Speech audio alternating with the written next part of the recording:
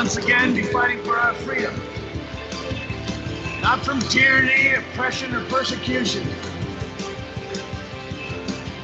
but from annihilation. We're fighting for our right to live, to exist. And should we win the day, the 4th of July will no longer be known as an American holiday, but as the day when the world declared in one voice, we will not go quietly into the night. We will not vanish without a fight. We're going to live on. We're going to survive. Today, we celebrate our Independence Day.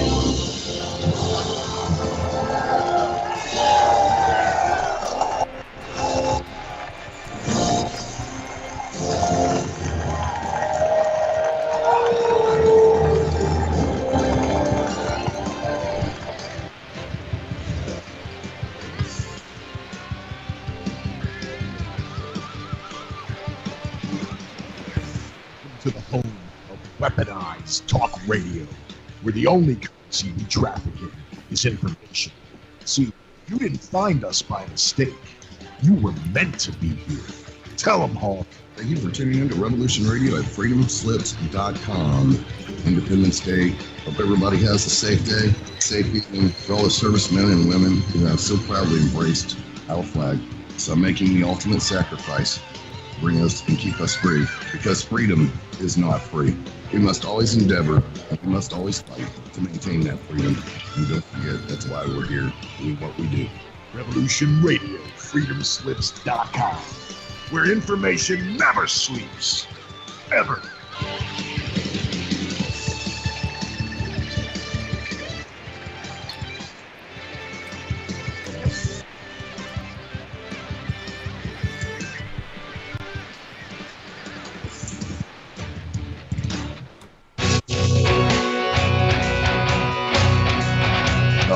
Thanks for listening while we took that short break here at Revolution Radio, freedomslips.com. And yeah, we're going to get back to your host.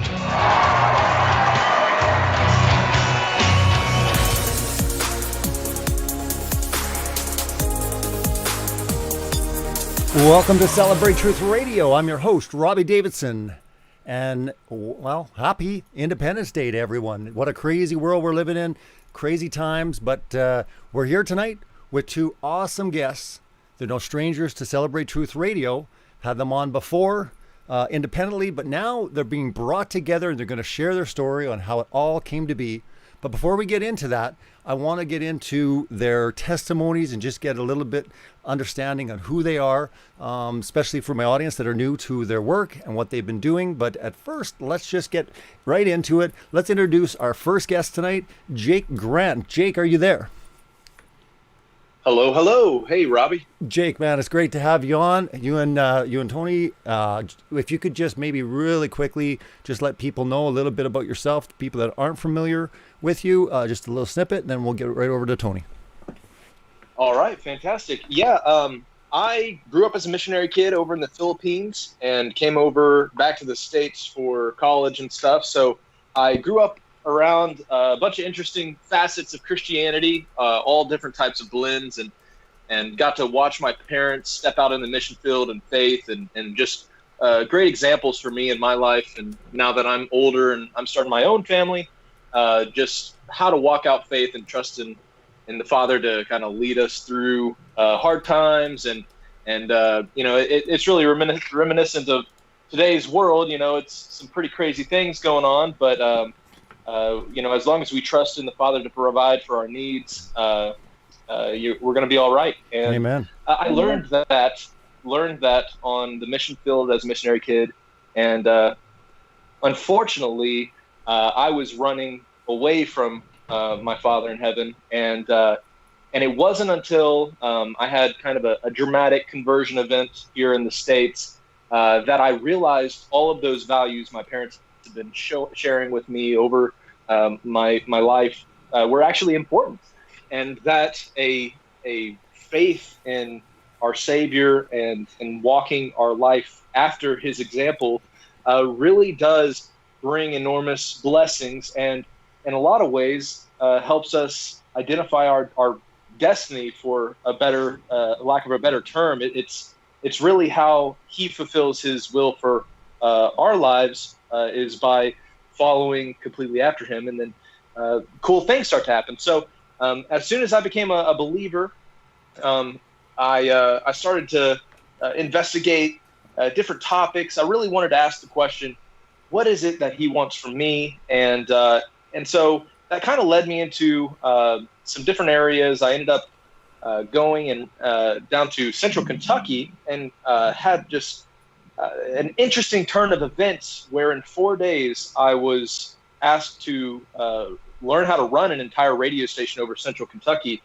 And it was through that time at that radio station, the Box 2 Radio Network, that I really started developing my interests in media and in production work, and just sharing the good news, which is, in this world of craziness, there's got to be a light at the end of the tunnel. There's got to be good news to give people a hope, because without Christ, without Yeshua to redeem us from these dark times and from our own issues, really it's a hopeless future unless you have that. And that's what I learned. And it was through that radio station that I got into a relationship with John Pounders from Now You See TV. And I spent about 3 years working with John. He brought me on full time, and I conducted hundreds of interviews, and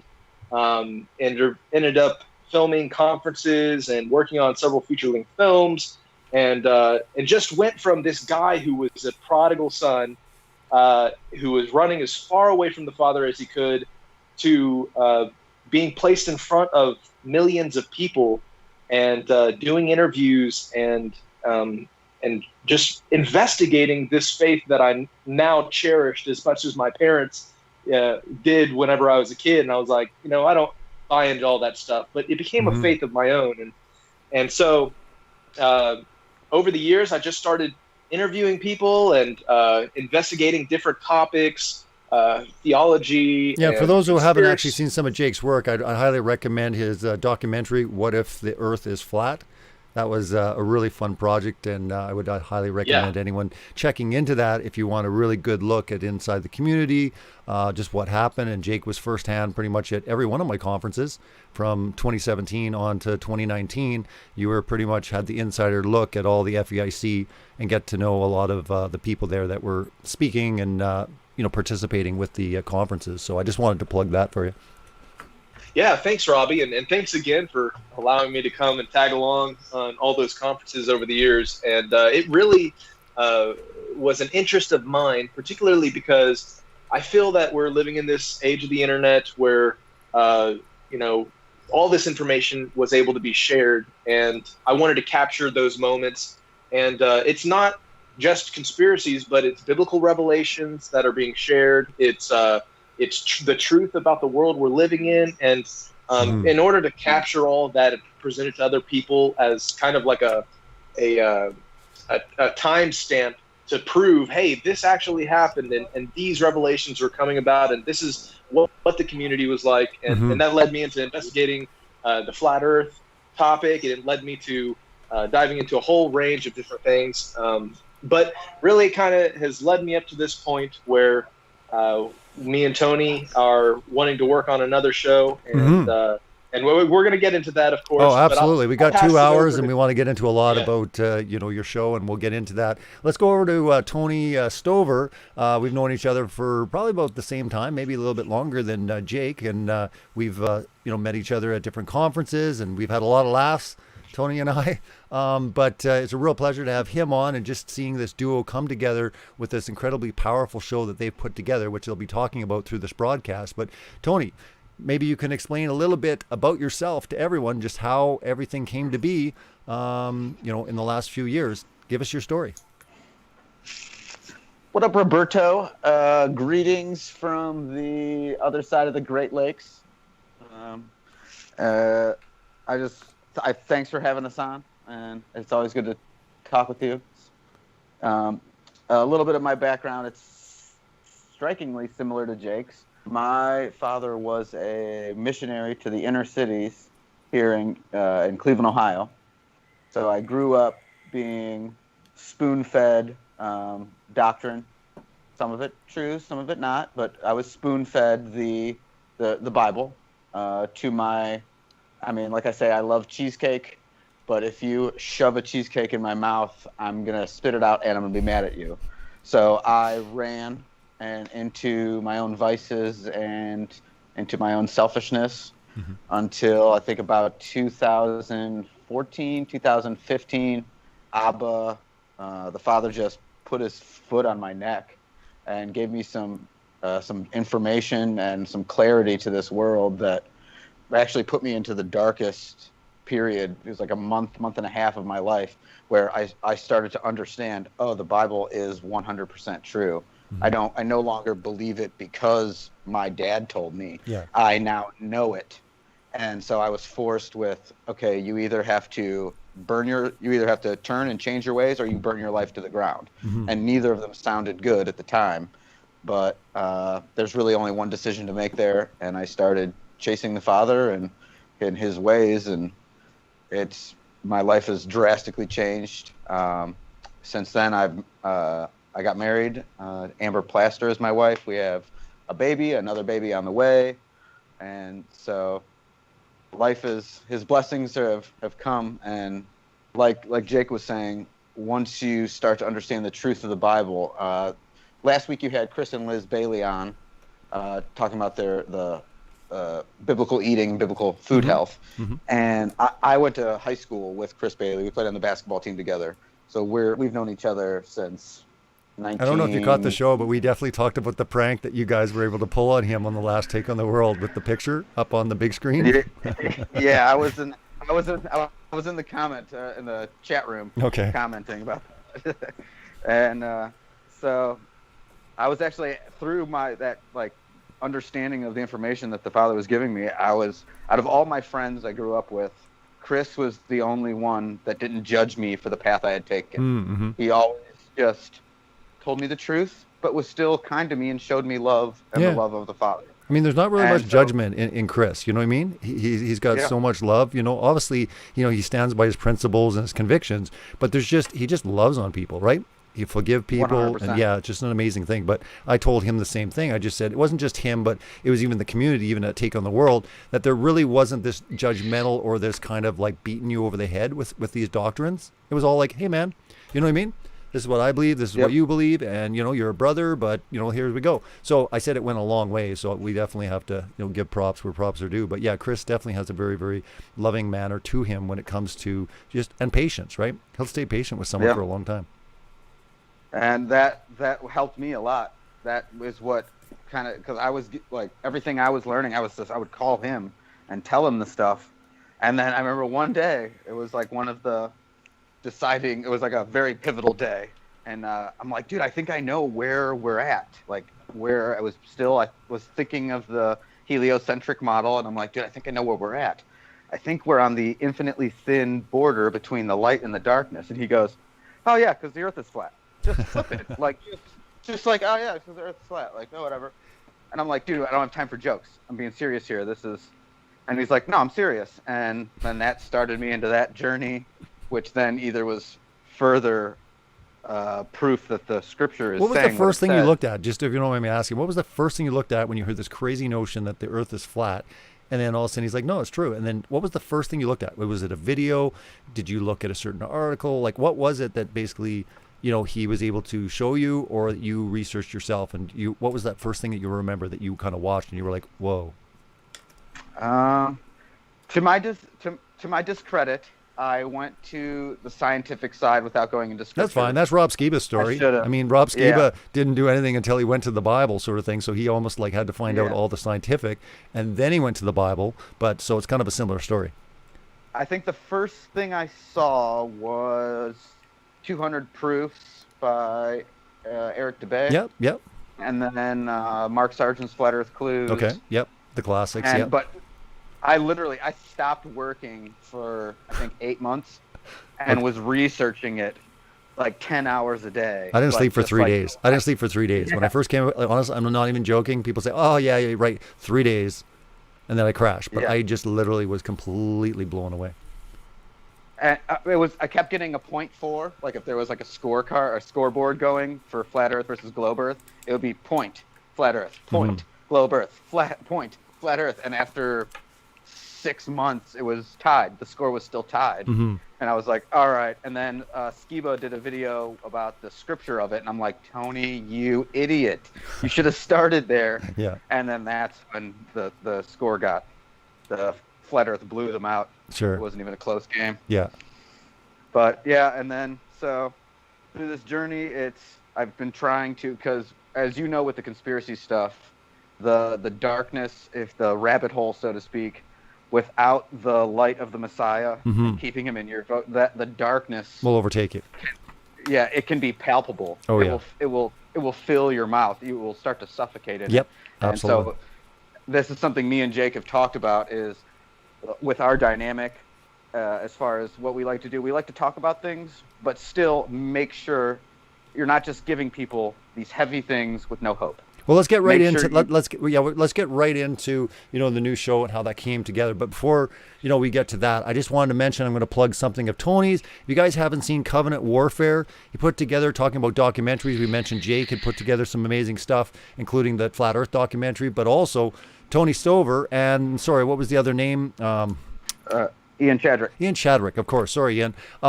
Yeah, those two put together just an incredible piece. And Jake, actually, ironically, is in it as well, too. So it's interesting how everyone's connected. Everyone's all connected in this, right? But anyways, if you haven't seen it, it's time to really, really fight for marriages. It's important. And again, they really do a great job in Covenant Warfare. So I wanted to mention that just to kind of plug that documentary, because you came out with that, what was it, 2 years ago? Or was that just last year? 2 years ago. It was 2 years ago. That's right. Yeah. And there's other work and stuff, and we'll get into that. So, okay, let's go into the big show on Take on the World TV, For What It's Worth. I definitely want to get into the name because I'm curious how you guys came up with that name. But let's just hear how it all came together, because obviously you know each other. You're doing stuff and all that. But again, you got different ministries. Things are happening. How did you guys start connecting? Maybe I'll start with Jake. What do you remember? What was the story as far as how did you guys decide, like, hey, let's do something together? Yeah, well, I guess it all started back with the first Take on the World conference. That's kind of where Tony and I's relationship started. I was in charge of the filming of that conference. I was working for Nice TV at the time, and for the past 3 years, I've helped film Take on the World. And so that's really where Tony and I's relationship first got started. He was always the guy there helping out, and really helped me be able to juggle a lot of the stuff, because he lended a helping hand, and I think it was just starting there that we got to know each other really, and that kind of led through the years of just getting to know each other, and Tony came up with this idea for the Covenant Warfare film, which, double plug, make sure to go check it out, because he had me hiking through the mountains. No joke, and standing on cliff faces I could have fallen to my death several times, but we got those cool shots for Tony's film, so definitely go watch it, because there was some effort put in there. Tony's like a director / cinematographer, director of photography, right? He's always looking for that shot, right? The drone shot and stuff. Yeah. Yeah, so Tony invited me down to take part in his film, and I went down to Arkansas where they were at, and we climbed around the mountains and had an opportunity to just really get to know each other better. I stayed at his house, and I think it was when we got to hang out more, we started to have these conversations in the evening. We'd get done filming or whatever, and we sit around his living room or whatever, and just start talking about stuff, and brainstorming about different theories or biblical concepts or things that we've had the Father put on our spirits as important or significant, and we just would mull around ideas, and really when those conversations happened, interesting things would come out of it. At least for me, I don't know about you, Tony, if you got 100%. Anything out of it. Oh yeah, but yeah, it was. But anyways, it was like idea volleyball. we were always hitting the ball back to my side, which lets me hit the idea back over. It's awesome. Yeah, and like Tony was saying, it was so important for us whenever we eventually did get to working on the show together to take what we were capturing in those private moments, hanging out as friends, and put that out in front of other people for interesting topics that usually sometimes have a heavier weight on them. Maybe current events or conspiracies or whatever, because the world's a dark place. But whenever we have the conversations, because Tony and I have found that hope in the Messiah, we're able to have these discussions and be lighthearted in the way that we have them, so that we're not here trying to preach fear to each other. We're here to uplift each other. And while we do that, we're combing through these series of maybe dark topics, maybe controversial topics that could get somebody depressed or something. But because we have that hope in the Messiah, we're able to comb through them and crack jokes and laugh and have a good time while we're having those talks. So a couple months ago in March, I got laid off from NYCTV. So I parted my ways with John and the other guys there at NYCTV, and so I had kind of a whirlwind of life happen in 1 week. It was the week of Passover, actually, which now that I've come into the understanding of the significance of the biblical feasts and the Sabbaths, I've seen that the Father works in those time frames in a physical way that manifests in my life. And it's been interesting how it played out this year, especially because I literally went into an exodus on the week of Passover. That 1 week, Sierra, my wife, and I got a dog to start the week off. So we started on the high note. Then I found out I was no longer employed, and we decided, well, to make ends meet, we were going to have to move. And so, we ended up saying, all right, well, this is really an exodus. And that same week, we also found out that Sierra was pregnant, and we're going to have a kid on the way. And and just a funny little tidbit about that is she actually found out on April Fool's Day, and I was driving down the road.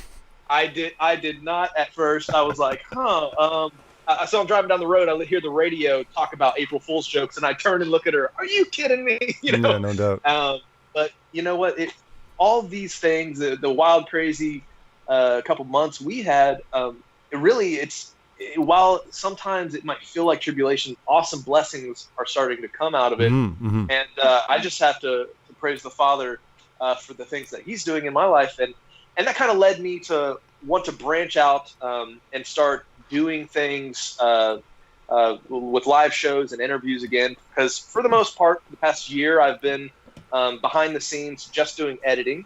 And in a way, there's a scripture that talks about how a man is to spend a year with his bride before he's to go to war.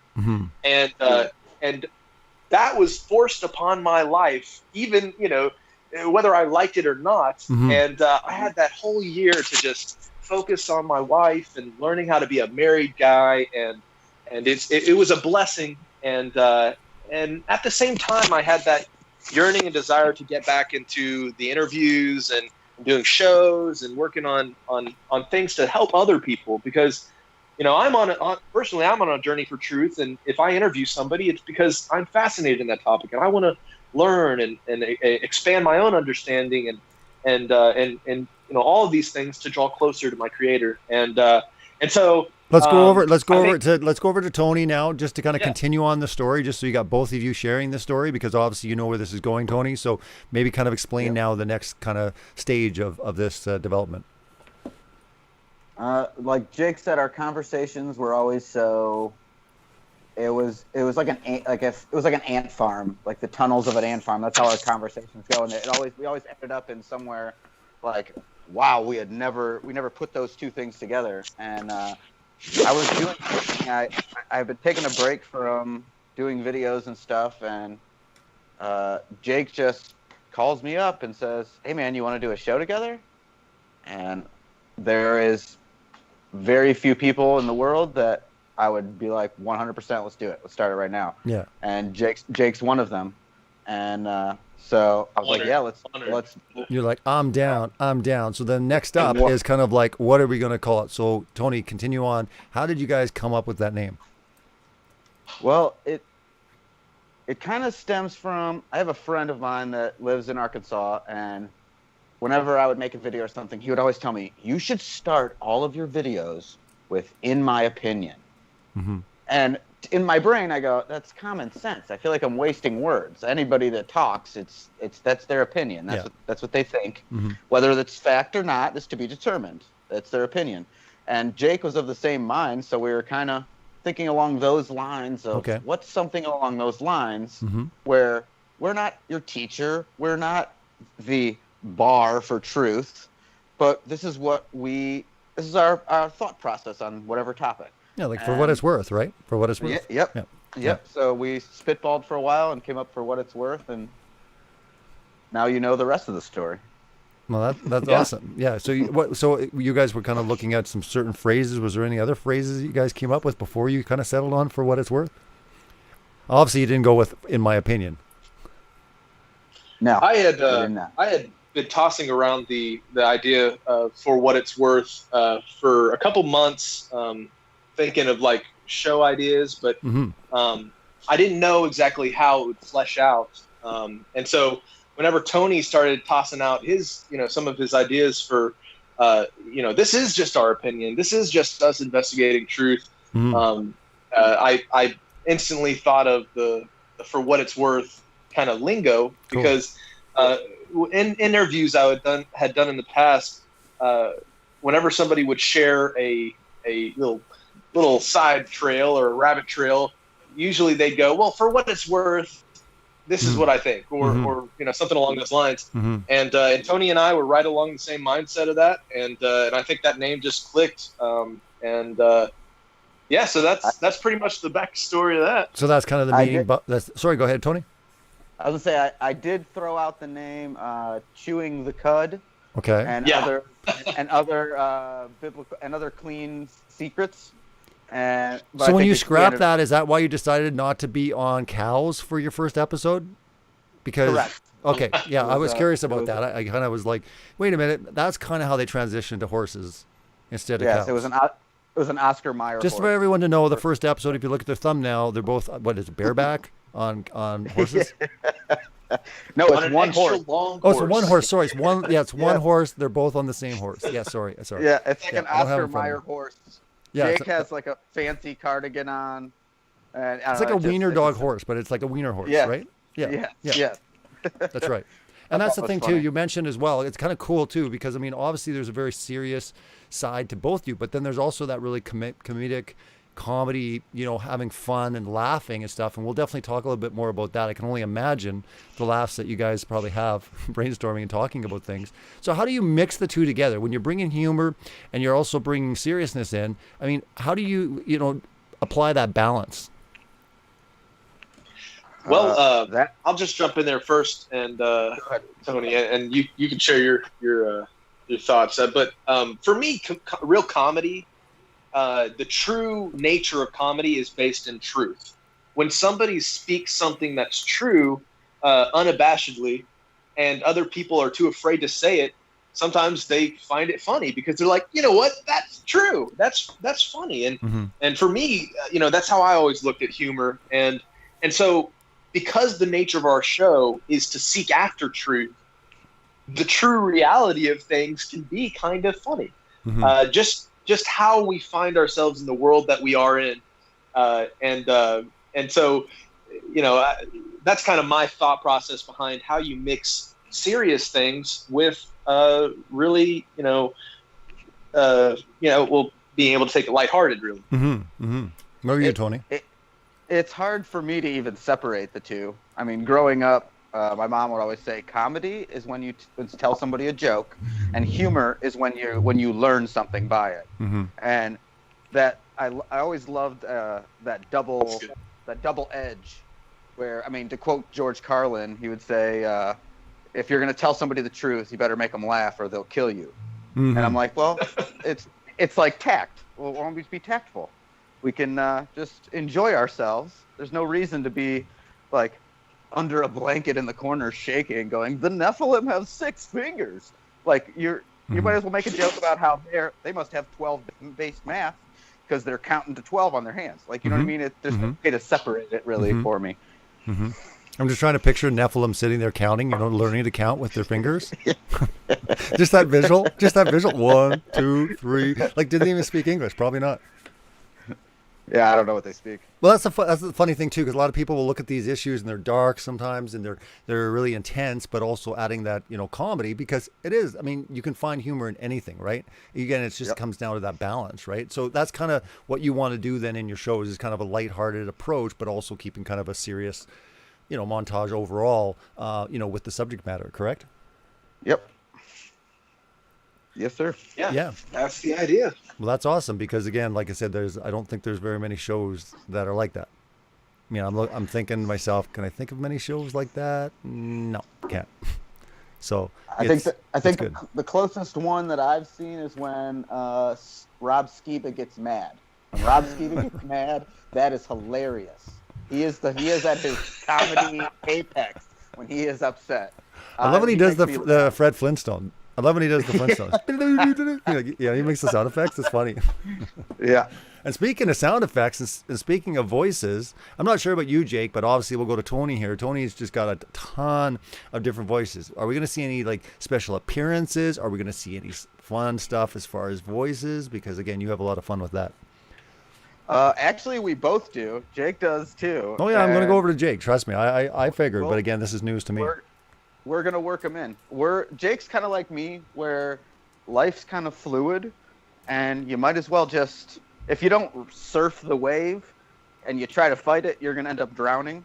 So you kind of just roll with it. And so me and him work well together. As we put the show together, we're just like, oh, hey, what about that? And then everything just kind of gets workshopped.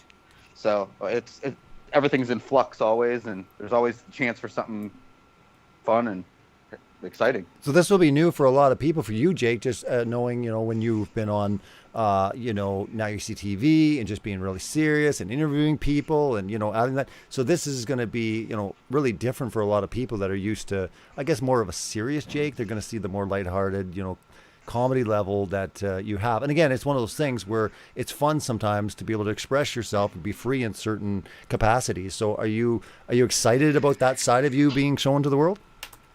Oh yeah, absolutely. I think it's so freeing to be able to just be yourself in front of other people, and I think that's what our whole intention behind this show is while we are kind of investigating all these different topics, we aren't changing ourselves, because why let it affect us personally? Whenever I have the hope that's in me to share with the world, then, all this other stuff is just, oh, well, that's interesting. Yeah.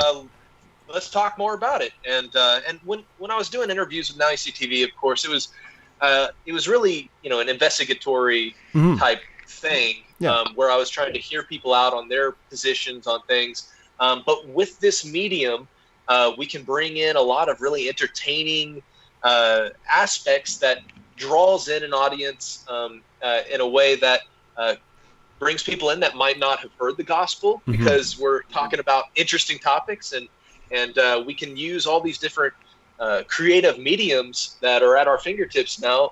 Tony and I both like to do funny voices and characterizations, and just in our first episode, we were doing voiceovers of what the fallen angels would have sounded like when they are talking to men, according to the Book of Enoch, and it came across like, if I was a fallen angel, I'd come up to the guy and be like, I like your daughter, and I'll give you secret technology, but I'll take her anyways, whether you want the technology or not. And we're just playing around, and we put that voiceover over some imagery and stuff, just to show the humorous nature of what some celestial being interacting with some humans would be like, because that's such a strange picture, and the Bible is so full of strange interactions. Sure. This week we're passing through a a Torah portion study that's Balaam's donkey, and something like that would be so It would flip you out. It would flip you out. Funny. Like you actually think about how much that would just flip you out if that happened. You'd just be like, yeah, what? If you were Balaam, yeah. But anybody on the outside would be like, hey, it's Donkey from Shrek, you know? Yeah. And, you know, there's truth behind that story that can be portrayed in a humorous way. And so people can learn the value behind the Word of God and the stories that are in, but also look at the peculiar nature of it and just be able to chuckle to themselves. Out of curiosity, as far as speaking animals are concerned, is there any other references, even in extra biblical texts? I'm just curious myself. I really don't know the answer to this question. Do you know, Tony or Jake? I don't think so. Is that the only time ever recorded that actually an animal spoke? I mean, obviously in that sense. Well, I do know that that Christ said, even if the people who were waving the palm branches stopped crying out, correct, then the stones would cry out. So yeah. Well, we do know that creation groans, right? Creation groans, Yeah. and I mean, there's an element to like not life, but again, everything that's kind of living. There's something to that. You know what I mean? Something that actually kind of has that in there. I think the animals, I mean, when they, hear thunder and certain things, I mean, animals will react before things even happen that we even know is going to happen, right? Like there's like a sense there. So I just was curious if it actually ever been mentioned in any other text where an animal spoke, the language, the dialect. And again, it's just very profound. You would think that, okay, multiple things would kind of emulate it, but the only thing that really are copying that is like Disney. Yeah, I would be fascinated to hear if there's any more on that, or if somebody did some research on that, because that's an interesting topic. It is interesting, and the fact is, like, is there sort of like laws in place that it couldn't be kind of copied in other religious texts? Because as far as I know, in any other religious text, that's never mentioned. And how things are always kind of copied. Satan's always a masquerader. He always tries things. Well, why wouldn't he do that multiple ways? Why wouldn't he try to up it and have 3 donkeys or have multiple animals? You know what I mean? Like look at Allah. Allah's so powerful.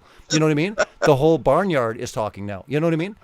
It's kind of like that complementary, trying to emulate. But again, it's interesting. It's the same thing if you actually look at all kind of the more major religions. There really is not another story as far as God becoming human and dying, for the sins of mankind. In that sense, it's never been copied. And it's almost like there's almost laws in place. There's certain things, there's parameters, and there's certain things you're not allowed to do. What do you think about that? Yeah.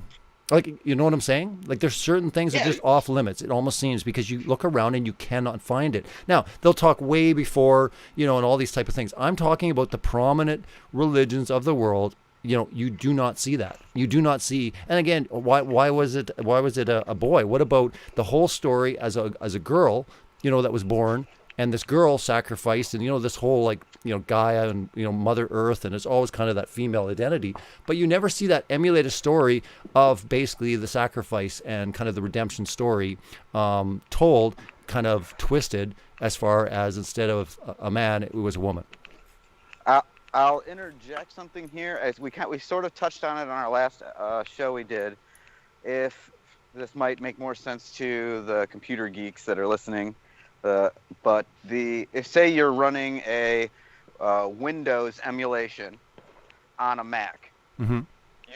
you're still running your Windows protocols, yeah. But at the base level, you're still your boot protocol has to still be under Mac. It's still at the bottom, running Correct. under a Mac mm-hmm. system. I think it's like an emulation. Yeah, it's running on top. Yeah. The same kind of system is mm-hmm. that's the enemy has to follow that system as well. He can only run his. That's what Windows I kind of meant. emulation. Yeah, that's what I kind of meant. Is like I've noticed these things throughout life where a lot of stuff is copied, but there's certain things that's like, hey, wait a minute, why doesn't that exist? You think that would be free game, and that'd be a real confusing thing, and it's almost like he's not allowed to. Because I do believe that, he's on a leash. This whole idea that, Satan has free will is crazy nonsense. Because, again, he has to ask permission to do certain things to God's people. Right. He doesn't want to get bound. He doesn't want to get bound yet. Yeah. His job is to just get us... Because there's a huge difference between deceitfulness and lies. Yeah. When you just lie to someone, you just tell them something that's not true. I want to bring this up real quick because Ruth for Truth in the chat room on YouTube said the serpent spoke. That's interesting, but I think the whole serpent thing is really, really different here. But that's a good point. Thanks for bringing that up, Ruth. But we totally forgot about the serpent, the whole snake. And I mean, there's a lot of controversy around that. What is you guys' take as far as, what exactly was going on in the garden? That's as far as the snake, like for me, and this is a funny story. This is a funny story as far as the snakes. If the whole thing holds true, that snakes have always been that way, and it's like, okay, I'm going to give the biggest punishment to a snake. You're going to slither on your belly. Ooh, you know what I mean? Like for a fact that the snakes must have had legs, and they must have walked. Before that, because to have a major punishment like was given in the proto-evangelium, as far as the man and the woman, they were heavily punished. And when he punished the serpent, he said, "You're going to crawl on your belly the days of your life." And you're kind of like, ooh, that's a big punishment for the snake. You know what I mean? What's your views on that? First of all, I want to say I can't believe we didn't think of the snake. Like, I know we didn't think of it. Yeah, thanks, Ruth. I know. But thank you, whoever called that out. But that was Ruth. I think in the scriptures, there's many examples of angelic beings having faces of different creatures. For example, the book of Ezekiel talks about angels that have an oxen face and various animal-like characteristics. Mm-hmm. And in a way, I believe that all animals have their own patterns of communication, and that's why whenever we look into creation, we can find little characteristics of our Creator, being played out, like the work ethic of ants. We could all learn from. The beavers, they rest on a Sabbath day. We could learn from that. All these different animals communicate. Do they really? Do beavers rest on the Sabbath day? Yeah, that's a fascinating study, but you guys who are listening should definitely check that out. I think all the clean animals do, don't they? I haven't looked into all clean animals, but I do know that beavers were ones that were pointed out as actually keeping a Sabbath day rest, which is fascinating in itself. But that is really actually really fascinating that you bring that up. I'm going to look into that and kind of see, what the animal kingdom. Obviously, we're not animals, but again, there is, stuff going on there that you kind of know certain things within creation. That was, they're almost aware of the order, right? Where sometimes, we're not, or we rebel against it, right? That's what we constantly see, with humanity, rebelling against, his commandments and his ways. This whole sorry, go ahead, Tony. I was going to say this whole place is built on one equation, and it all follows at the base level. It's sacrifice. This place is sacrifice versus greed. Love the one above you, and sacrifice for the one. Love and obey the one above you, and sacrifice for the one below you. And everything extrapolates from that pattern. And along the lines of animals being able to talk, God has created so many beings and entities that we probably have no idea about, and I don't think there's any rule that stated only humans are able to talk, because flat out you see that's contradicted in the scripture with angels. They're a different type of being, and they are able to communicate and talk. So it comes down to, I guess, who knows what's out there. There might be some hyper intelligent creation that none of us have encountered that's able to communicate. I mean, we know there's animal there's animal creatures like in the throne, right? I mean, you actually see, that in biblically speaking, isn't there like the different type of beast or whatever in the throne room? Yes. Yeah. Yes. I mean, who knows what that is? I mean, I personally don't think it's, of an animal that we know of. It's just like you mentioned, Jake, something, because here's the thing. He loves creating. This whole idea that he's just stopped forever, for eternity, he's not going to create anymore ever again. I mean, or that he's not even still continuing creating. The whole idea, though, is he probably wouldn't mix those creations. I think the only one that is going to blend with us or even interact with us is the angelic creation. But anything outside of that, whether he's still, creating, it's just not going to interact with us, right? We have already enough on our plate. We don't need to be confused by more creatures. Yeah, that definitely makes sense. Yeah. Whenever I was little, and I would be reading the part of Scripture where it'd be talking about the beasts around the throne, my brain always went to, I don't know if you guys played with these when you were little, where there's like the tabs with the different parts of the animals. And so you could put like a lion's head on a bear's body with chicken legs, you know what I mean? Like you just kind of mix up all the parts. Mm-hmm. That's the idea that I always thought with, like, oh, he's just taking, he just is making crazy stuff that's amazing that we don't even know about. Mama G actually says mosquitoes are not Sabbath keepers. Well, See, we brought up the humor, and already people now are getting all humorous in the chat, right? So they're having fun, and you're having a good time here, especially with Jake and Tony. Oh my goodness, you're gonna meet your match, that's for sure. You get them going on the whole mosquitoes, keeping the Sabbath. They don't keep the Sabbath, is what they're saying. They drink blood. It's unclean. Yeah, there you go. Nicely done. Nicely done. Ding, ding, ding. Yep. See, if I was running a game show right now, you'd be like right now on top, you know? Right there. See that, biblically speaking? Just knock down your whole non-Sabbath keeping mosquitoes right out of the water. They're not even clean, though. How are mosquitoes clean? How are they even clean? Clean insects? Well, I'd like to say this about animals that would rest. Beavers actually are like constantly working on their dams, right? So they're doing a process that is work-like. Mm-hmm. And so if we're to look at like cows, you know, they're standing around eating grass. What are they working on? You know, their belly. So now when you say beavers like keep Sabbath, you're talking about like once a week they're resting, or they're actually resting on the Sabbath? Now from what I've heard from people who've looked into this topic, beavers will go into their dwelling place and they won't come out until basically the Sabbath's over, or their day of rest is over, and which for me is like, wow, this is just nature declaring the traits and qualities of our Creator that He Himself declared about Himself. And so like bears are just taking an extended Sabbath in their hibernation. Are they like wanting up the beaver? They're like, yeah, you want to see this one day? Watch this. I'll do like 6 months.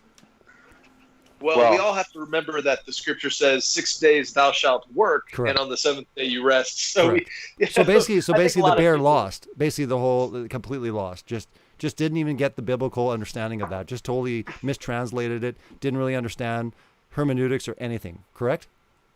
Yes. Well, the bears don't have good. They don't have good doctrine. What's bears that? Have poor doctrine. Bears have poor doctrine. Also, bears, they eat blood. I guess that is true. End of story, right? Mosquitoes, bears, same thing. Unclean, eating blood, no good, right? Is that right, Tony? Yeah. See, right here. A cool thought I had about the beavers when we were just talking about it. The beavers are literally building the home. And that is what the Father did. He was building the home, this world, and then rested. And I guess they take a lot of shapes, but when I think of a beaver dam, it's kind of like firmament. It's like a firmament. Yeah, I'll give you that. So basically, beavers know obviously the reality of the earth, right? They understand creation. Yeah. The water's below.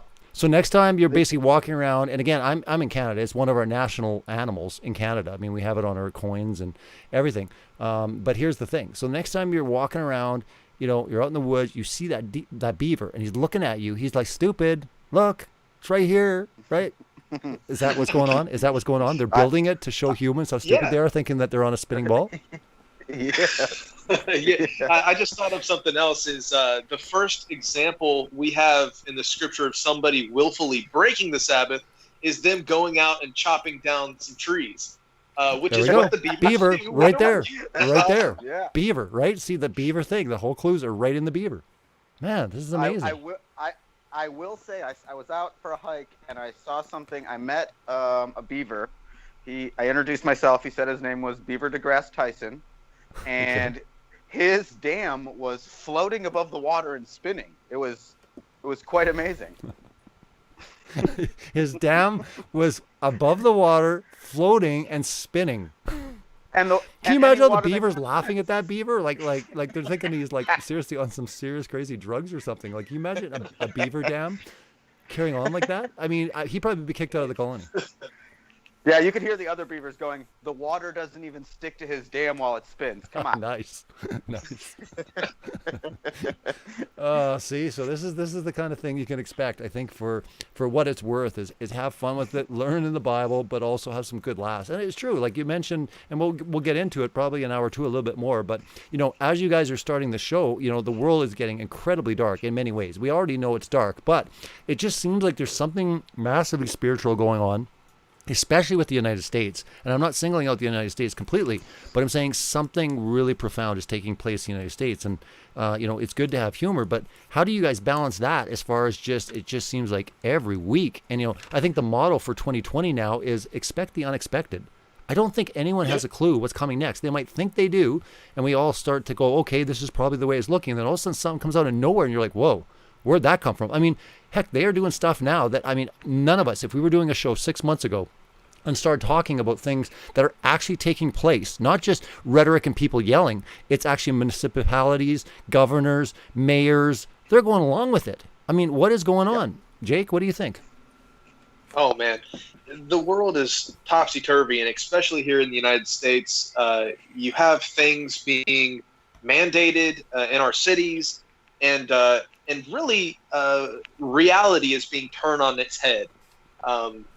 For example, you look at some of the extreme measures that governors are going to keep people safe from the COVID-19 dastardly virus that we've all heard way too many times, and because reality is really starting to be skewed and flipped on its head.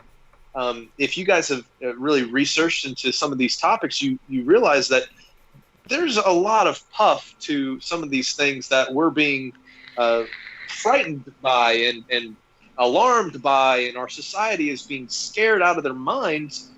And whenever you realize that some of it's hot air, it's funny when you wake up from it, because you're no longer willing to participate, and you're like, wow, maybe the first month or two I was afraid, but you know what? I'm going to, maybe look at the world in a different light and not allow the fear mongering that's coming over the media to affect my mindset. And the way you overcome fear is by fearing only one, and that's the one above us, our Creator. And that's the beginning of wisdom, is what the Scripture says. And so once we have escaped that fear mongering that is being put into place to implement control measures and to be able to kind of condition our mindsets as a populace, in my opinion, because it's election year, whenever you're free from that mindset, you can then uplift other people. And what's the best way to uplift other people is by cheering them up,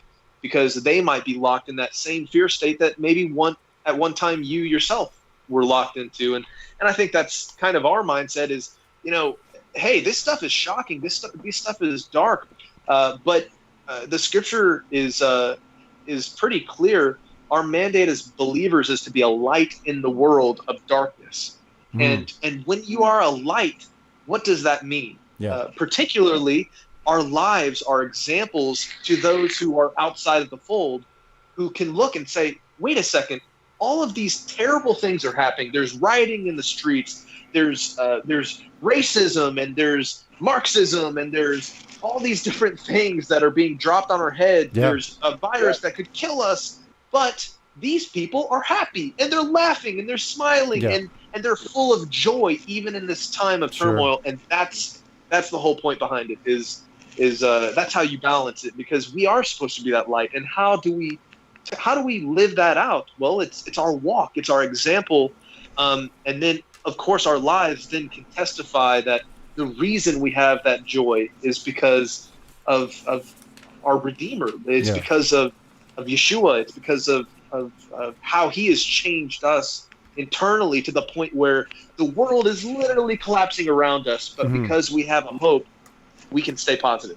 So Tony, so in this time, and again, we won't really focus right now on the coronavirus, but more particularly what's going on more recently, just with the heightened, Black Lives Matter, Antifa, all of these sort of things, and the craziness that they're, wanting to destroy and take down and erase. And how do you find humor in that? And like maybe give us some examples and stuff you can just laugh about, because sometimes you either cry or you laugh, but you got to do one of the two.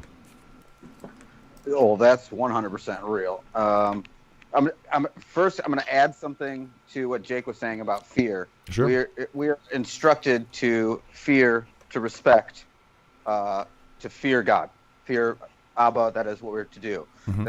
It is a form of worship.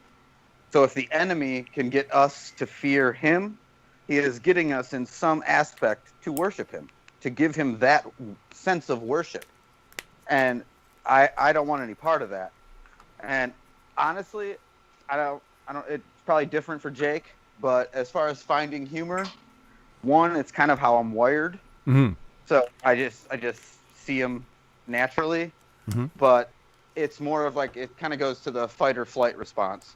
When I am, if I didn't have the humor or try to find the silver linings to things, the things I have learned about the tangible darkness in this world, I would have lost my mind. Mm-hmm. I would have gone crazy, and it's sort of like I don't want that. I don't want to be faced with that right now.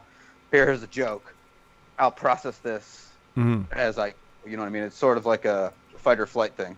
Well, there's a lot of people that I've actually been in discussion with that have never even voted, and obviously the whole paradigm right left, but there's a lot of people, I can tell you, that are going to be voting this time around, because I think it's evident regardless. I mean, at least you kind of know what you're going to get if Trump comes back.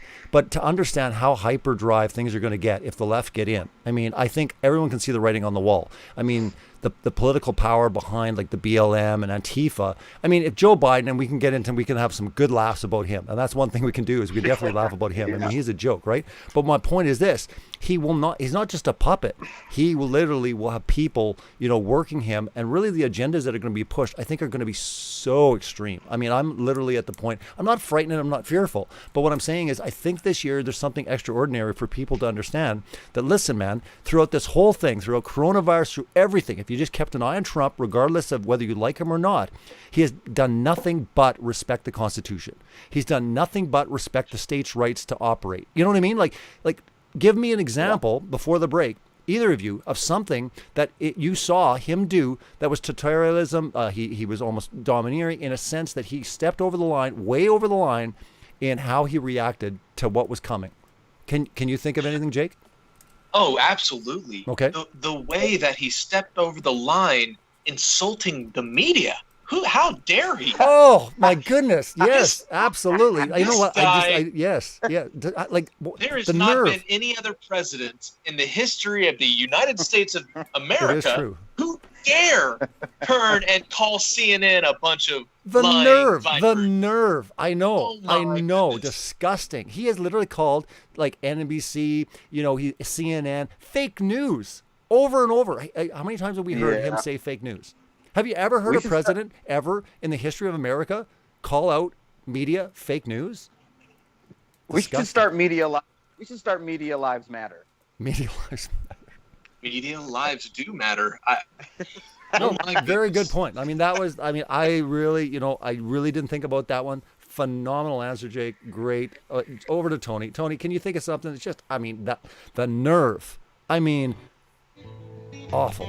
Anyways, hold that thought, Tony. We want to hear what your answer is. You got the whole break to think about what is just disgusting. I mean, what has he done here in 2020 that's just so bad? And, media, that's awful. Let's go to that in hour 2. Don't go anywhere, everyone.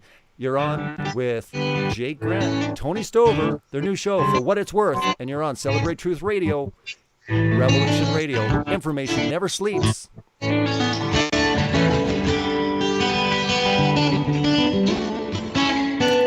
Listen to Revolution Radio at freedomslips.com, and we'll be right back after this message.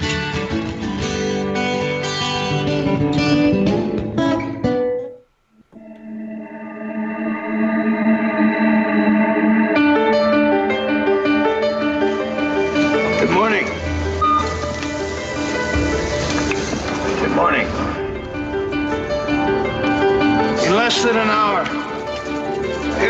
from here will join others from around the world. And you will be launching the largest aerial battle in the history of mankind. Mankind, that word should have new meaning for all of us today. We can't be consumed by our petty differences anymore. We will be united in our common interest. Perhaps it's fate that today is the 4th of July, and you will once again be fighting for our freedom. Not from tyranny, oppression, or persecution, but from annihilation. We're fighting for our right to live, to exist. And should we win the day, the 4th of July will no longer be known as an American holiday, but as the day when the world declared in one voice, we will not go quietly into the night. We will not vanish without a fight. We're going to live on. We're going to survive. Today, we celebrate our Independence Day.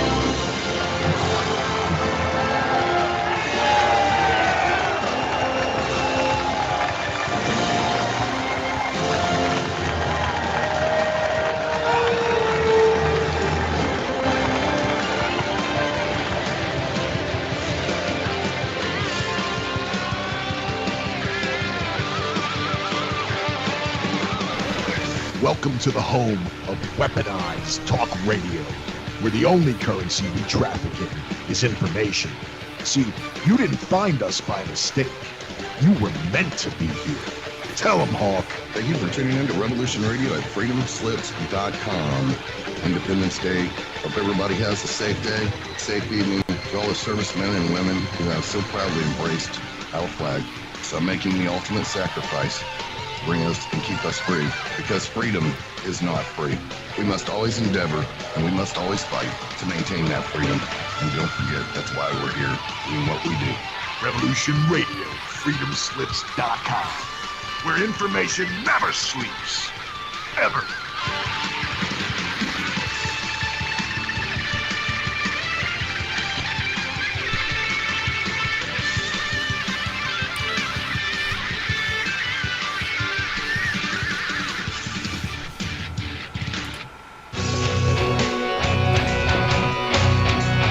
All right. Thanks for listening while we took that short break here at Revolution Radio, freedomslips.com. And now we're going to get back to your host.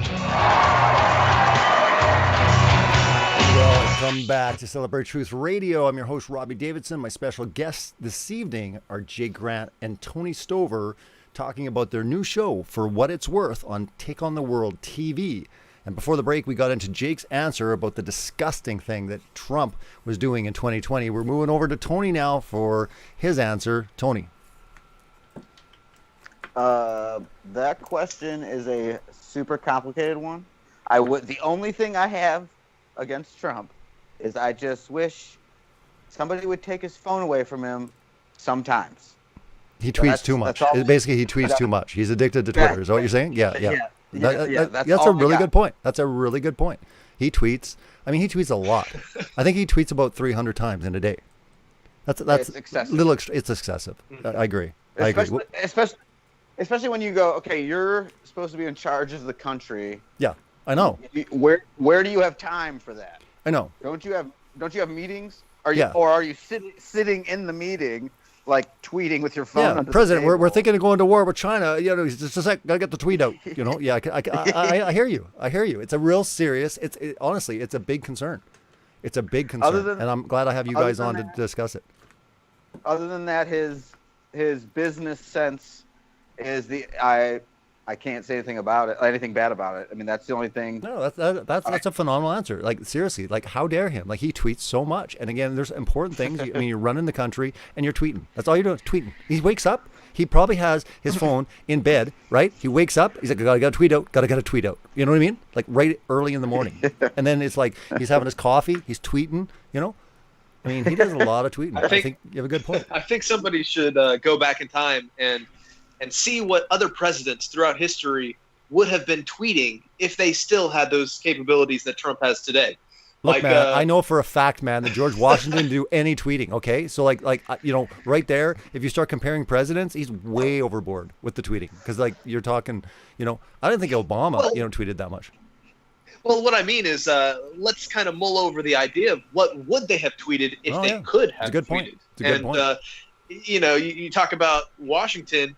I can imagine George waking up early one morning at like 3 a.m. He's like, "Oh crap! I gotta go cross the Delaware. Can't sit down to my Christmas dinner tonight, but I'll see you guys tomorrow, and we have some good news." Or something like that. It would just be fascinating to see the thought process behind all of these historical leaders, in the same way that Trump dumps his thought process on all of us all the time. So what's more frightening to you guys, Trump losing or Trump winning? Losing, because what you were saying is everyone sort of knows what we're going to get with Trump. Correct. I don't even think Biden knows what we will get if he wins. Yeah, and that's what we're gonna definitely transition, to Biden, because I think it's very clear that something bigger is going on. Because quite honestly, I mean, does he even know what time it is sometimes? I mean, he doesn't even know what state he's speaking in. I mean, and we're not just trying to bring down this man. I mean, there are like have you seen like the multiple videos of like all the examples? And I mean, even recently, you're kind of like, wait a minute. And then he has the audacity to say in the debates that he's really going to show Trump how much cognitive ability he truly has. I mean, Trump is just going to destroy him. I mean, the debates with Hillary were fun to watch. Get your popcorn out, boys and girls. It's going to be fun. Can I add? Go ahead. Can I add a George Washington tweet? Please. Yes, please. So he wakes up, he pulls up his phone, and he tweets out, "The best part about drinking my coffee every morning is it's not going to stain my wooden teeth." At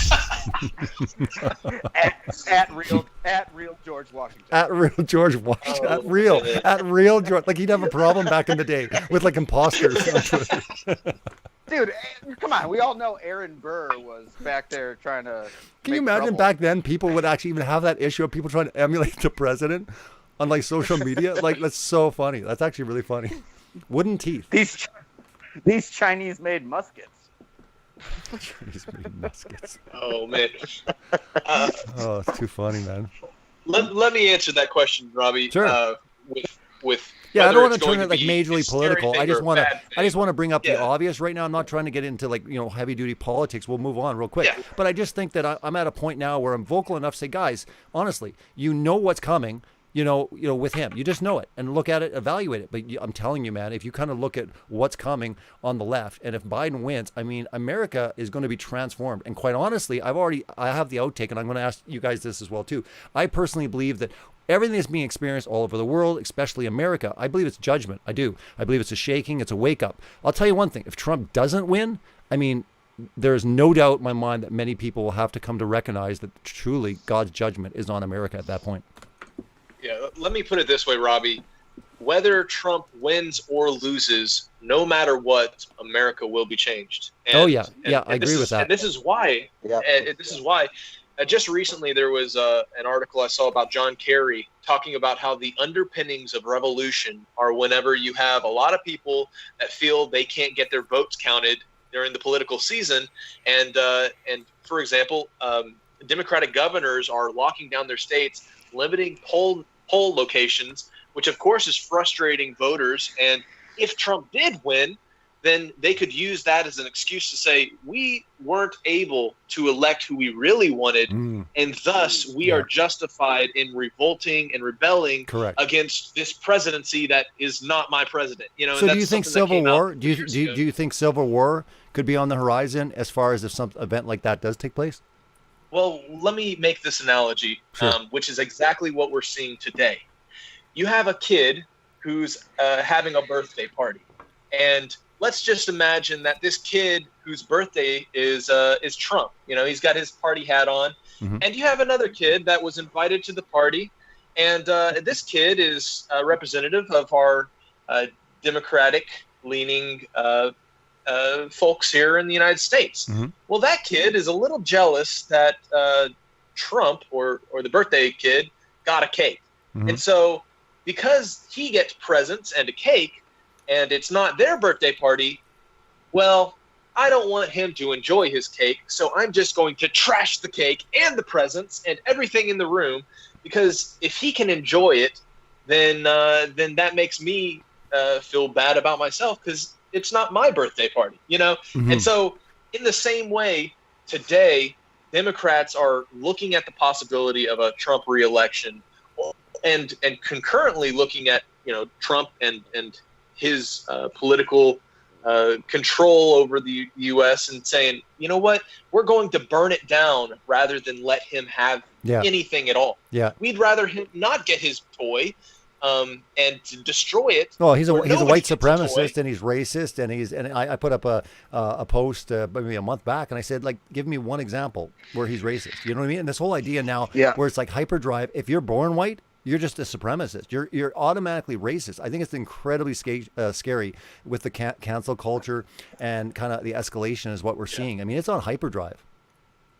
Yeah, and that's exactly what we're seeing is these people are willing to tear down the places that give people jobs. They're willing to tear down cities and destroy things just in the name of anarchy, because you know, a lot of people look at Trump as particularly how the mainstream media paints him as just this womanizing, awful guy. His morals are so low. Yeah. And here's the issue with that. If this guy, the president, who's the most honored, you know, person in the United States, the top, he's the head of the company, you know, if this guy has low morals and if he's a womanizer, then, you know, what's so bad about me being a, you know, crazy person? Because whenever you have a role model who's painted as honorable and you know, trustworthy and is not all these negative qualities that are constantly being put on Trump,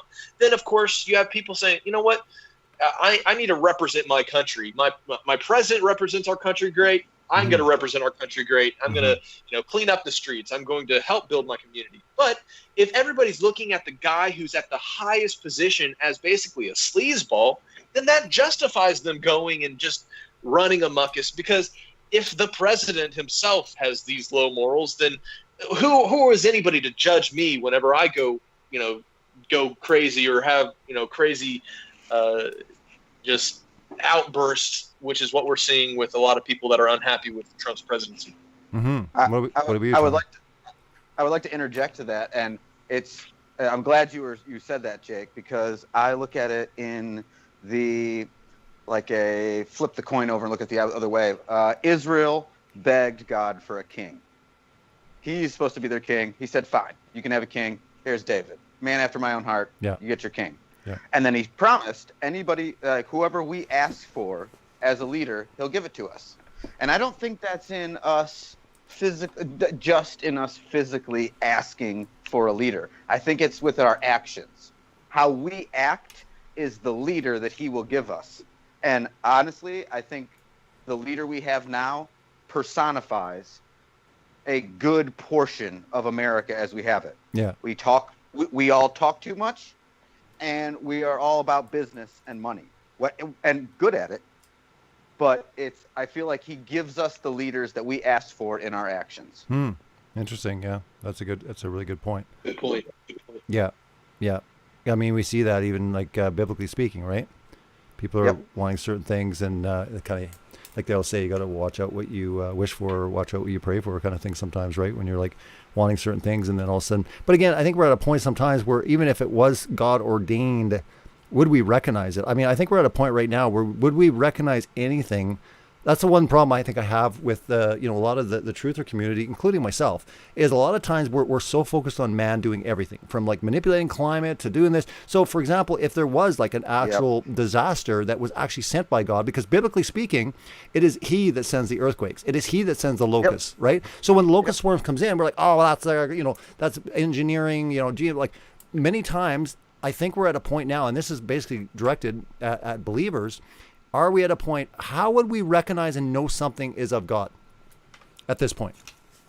If you look in Isaiah, he says himself, I form good, meaning like with your hands. You're actually making it. I form good and create evil. He uses, so if you take good and put it into an empty space, you now have places that aren't good. So you have made evil by proxy without being evil or touching evil. Yeah, it's like darkness, right? I mean, darkness is just the absence of light. Yes. Yeah. And and evil is just the absence of good. So Correct. He just puts good Correct. in. Yeah. But then he can still use that evil for judgments. Correct. It's Yeah. still- I mean, we see in the Bible where he used wicked men for his judgments against Israel. Correct. I mean, so yeah, but that's what my point is. Like, we're at a point now, though, but we're always looking at New World Order and the Bilderbergs and, like, you know, Rothschilds and, it's this evil agenda. It's Bill Gates. But the question is, if all of a sudden he was wanting to shake the nations, if he was wanting to actually send a message to the whole world, because, I mean, regardless of what you want to say, 2020 is going to be written in the history books 10 times over.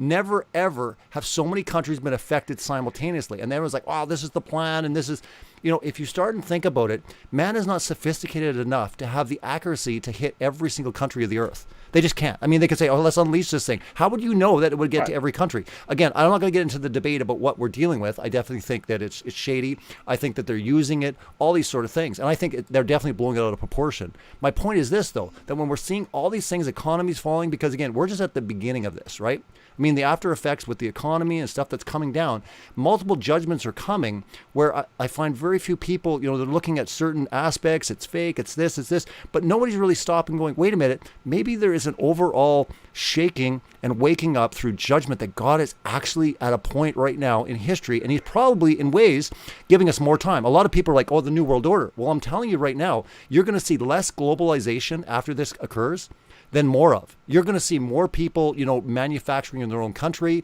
You're going to see people severing their ties. The EU is falling apart.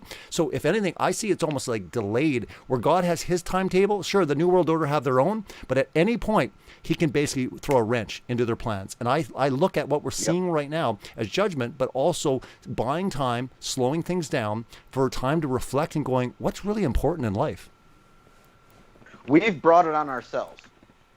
All the bad that happens to us, we bring on ourselves. If anything, I think the Father is up there stopping it, trying to hold it back as much as he can. And at a certain point, he goes, here, learn your lesson. Yeah. And so we allowed these people to get into power that do these things. We allow this stuff. Our silence is consent at a certain level. We all have to take responsibility for our own actions. And the judgment is basically you reap what you sow. Sure. Yeah. And at the very least, you say, well, he's allowing it, meaning that he could stop it and he's choosing not to. So the question is, why is he? I know, I agree that there's only two scenarios. Either God is doing it or he's allowing it to be done. But either way, you're kind of looking at it and you're like, well, wait a minute. This is a lot of stuff all at once. What does it mean? And especially for the believer, what's your role to play in it? You want to take that, Jake? Yeah. Jake, what do you think? Honestly, I know this is controversial with a lot of people. I mean, they have a lot of views, and I don't want to go into the specifics. But overall, let's talk. We know that we're in a spiritual war. We know that we're not with flesh and blood, you know, getting to Ephesians. But really, when we're starting to look at the world stage as we get closer, you know, most people believe we're in the end times. I personally don't believe that we're at the start of the tribulation. I'm not looking at this as like the bubonic plague, and this is like, you know, everything's going to start unleashing. I could be wrong, but my point is this. I believe that we have multiple generations left. But before those things were to occur, didn't you think that there would be some major shakings? Kind of, please come back, you know, in love, like shaking and really getting people to a point where all of a sudden, you know, like you mentioned before, fear, you know, depression, all these things where all of a sudden they're like, I need answers. And again, that's where the church really needs to rise up and saying, hey, you know, here's the answer. Jesus is the answer, right? I think that there's a huge, you know, opportunity for the church, but also the question is, why is this happening to every country all at once? And a lot of people will say, well, you know, the New World Order. Well, if this is them, then everything is going to go backwards because quite honestly, keep following it. And yes, I know for a fact, because again, you're going to see everything starting to fracture. I would imagine that, you know, there could possibly be a war with China. We're already in a Cold War, but you're going to see less globalization occur from this event than more. Yeah. It reminds me of Haggai 2:7. And it says, I will shake all nations, and what is desired by all nations will come, and I will fill this house with glory. You know, it's a biblical concept that the whole world is going to get turned upside down before the day of the Lord comes. And the time that draws closer to the day of the Lord is going to be exponentially more terrible and difficult, because the patience of our Father in heaven is running thin. According to the Scripture, his wrath is poured out because he has waited for thousands of years for mankind to turn from their wickedness. Correct. And there's always been a remnant, of course, but he's just been waiting. And he says in the Scriptures that he'll remember the sins to the third and fourth generations. And what we are seeing today with the way society is, the agendas that are being pushed, really we can trace back to 3 or 4 generations to the people that set things in motion that is coming into fruition today. And I think that's a significant thing to be aware. Is the first attack that came across against people was basically to destroy the family unit, which is the first project me and Tony really worked on together. Was the Covenant Warfare film, and we're seeing the fruit of the attack on the family today. You're seeing what it. Well, what speaking it of which, means. sorry to interject, Jake, but on BLM's, on Black Lives Matter website, one of their agendas is to destroy the family. I mean, it's right on their front page. I mean, so when you start looking at these things, I mean, it's way beyond race. I mean, there's a huge thing going on right now where people are kind of focused in on it, but you hit the nail on the head 100%. Even if you start looking at even the homosexual agenda back in the 70s, when they started talking about kind of the enemies, I mean, before the church, it was the family. We need to destroy the family. We need to kind of disassemble, what has been put in place. They understood it was the bedrock and it was the foundation. And, once you get that all completely messed up, things start unraveling and things get real messed up, which we're seeing right now. It's been the family since the Garden of Eden. It was the spiritual family. It was pitting the children, pitting the wife against the husband against the wife, and then pitting them against the father. I mean, even into flat Earth. With the heliocentric model, you are now making the children of God feel like their father is far away. Yeah. He's not directly above us, protecting us. It is making, and the number one problem that you see is fatherlessness in the homes. Correct. So that process, that attack process, has never stopped. It's trying to get us away from his father. And as far as this shaking, it's like it's a sifting. In order to get the gold out of the dirt, you got to shake it. You got to shake it hard. Yeah. And that's what's happening. Yeah, 100%, especially when it comes to men. I mean, they're kind of the spiritual covering, but overall, I mean, you start wanting to destroy the family unit, take out the men first, and we've seen that firsthand. Yep. I think during this time period, with all the things that have come on the world in just the past few months, it's done something unique to a lot of people. What it has done is it's created a justification for conspiracy theorists. So the people that laughed at guys like us, a year or two ago, how could you ever even believe some of that stuff? Or the conspiracies can't be that big. Well, people are starting to see that the world's not all that it's chalked up to be, and today's world is really a world where people are getting shaken. Their reality is being just totally blown apart, and so they're realizing that the world is not as we've been presented. Yeah. And because of that, it's this amazing opportunity for people to learn the truth of the world we live in, that there are people and spiritual forces in high places that absolutely have agendas to destroy our souls. Yeah. And because of the current crisis that the world has basically, walked right into and said, oh, I'm going to hang out here for a little bit, people are going, okay, I have a lot of free time on my hands now, or I really don't see, some of the extremity that I'm being told I need to be so afraid, but I don't see the 202 adding up to what is happening now. And so what it's done is open up this conversation with friends and family that otherwise might have been closed to an alternative narrative. And that's why it's so exciting to be able to talk about this with with people and discuss these events, because now they're interested. It's all over the news. It's just fear, and it's different than previous years, because whenever you had conspiracies in the past, people were distracted by their comforts. Sure. But now that the world is being raised and people are getting uncomfortable, it generally makes them want to start questioning why they're in that situation. And so, I think that's the silver lining of the world we find ourselves in. Sure. Because Yeah. there's a harvest that the Scripture talks about at the end of the ages that is going to be so bountiful and plentiful, and the workers are going to be few. Yeah. And this is the opportunity for people to wake up, realize that they've been living a life that was a worship of self. They've been living in their comfort. They didn't want to spend time reading the Scriptures and learning about the things that God says is coming to the world. Mm-hmm. Instead, maybe we were focused on our job or our girlfriend or our favorite video game, or we're busy following the world's current iteration of ball worship, football Mm-hmm. and baseball, Mm-hmm. and Which I find interesting. I think, wanted to bring that up also because, when all the shutdowns started occurring, there's one thing that they always love to keep: the bread and circuses for the people, right? Keep them distracted.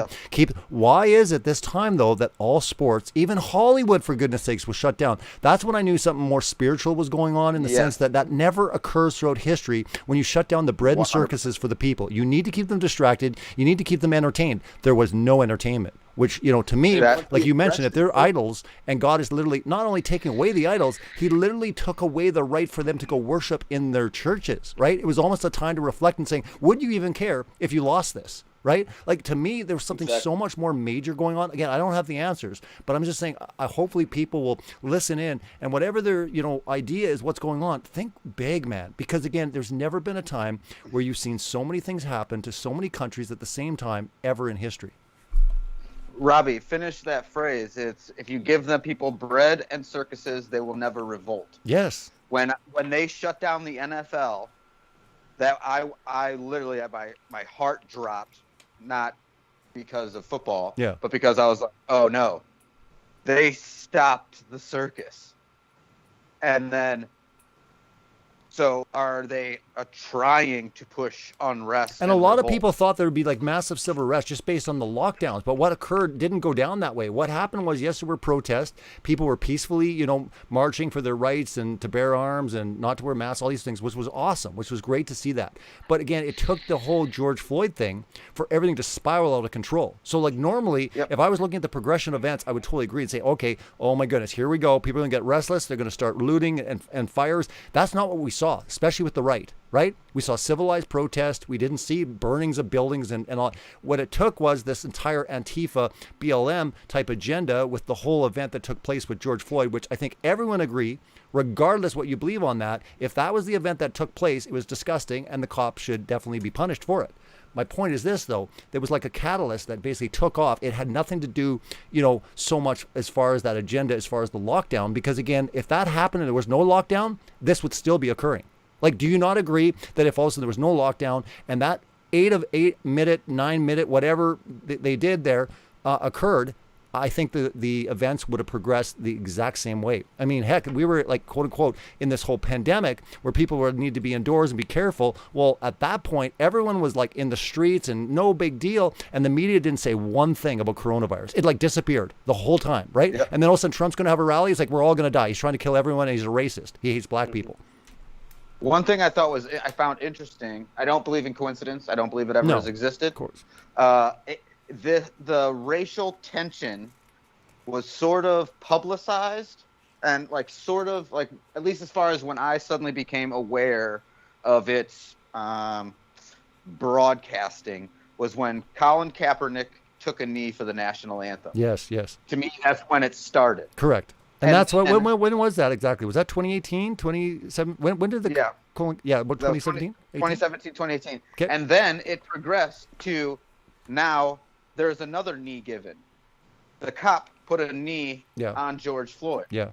So we have like the same. It's like basically you take a knee, I give a knee, kind of thing. Yeah. Like there's something weird there. Oh, there's something weird with the whole mantra, I can't breathe, and the whole coronavirus, affecting your lungs, right? Breathing, right? So again, there was definitely things connecting there. There's no doubt about it. It's just amazing to me that this thing is so monstrously big that the greatest truthers out there are like clueless. I mean, you look around, there's 4,000 theories going on. Like there's no consensus, and no one's like, it wasn't like on 9/11 where there were like 3 big, maybe 2.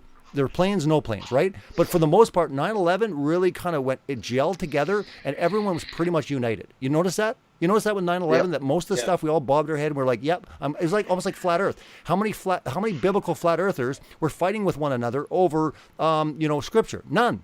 They're like, yeah, firmament, right? They might have said, oh, it might be, my point is this, though. When it came to this and all those research and trying to look into the future and see what was coming, it's like this one got everyone off guard. I mean, the smartest, quote unquote, truthers, all these sort of people were just like, what's going on? And then they said, okay, this is the way it's going to go. Martial law is going to happen, blah, blah, blah, blah, blah. And they were wrong on that, right? So what I'm saying is they were moving this direction. They're like, oh, they're going to take away all our food. There's going to be food shortages. There was a couple little scares there, but really, it's not gone down the way anyone has predicted. Name me one person that you can kind of show that basically called all these events would happen, right? And you kind of like, you have 0% of people called, what's happening. And get this, guys, we're halfway through the year. We've got, and again, we're escalating towards the election. Yeah.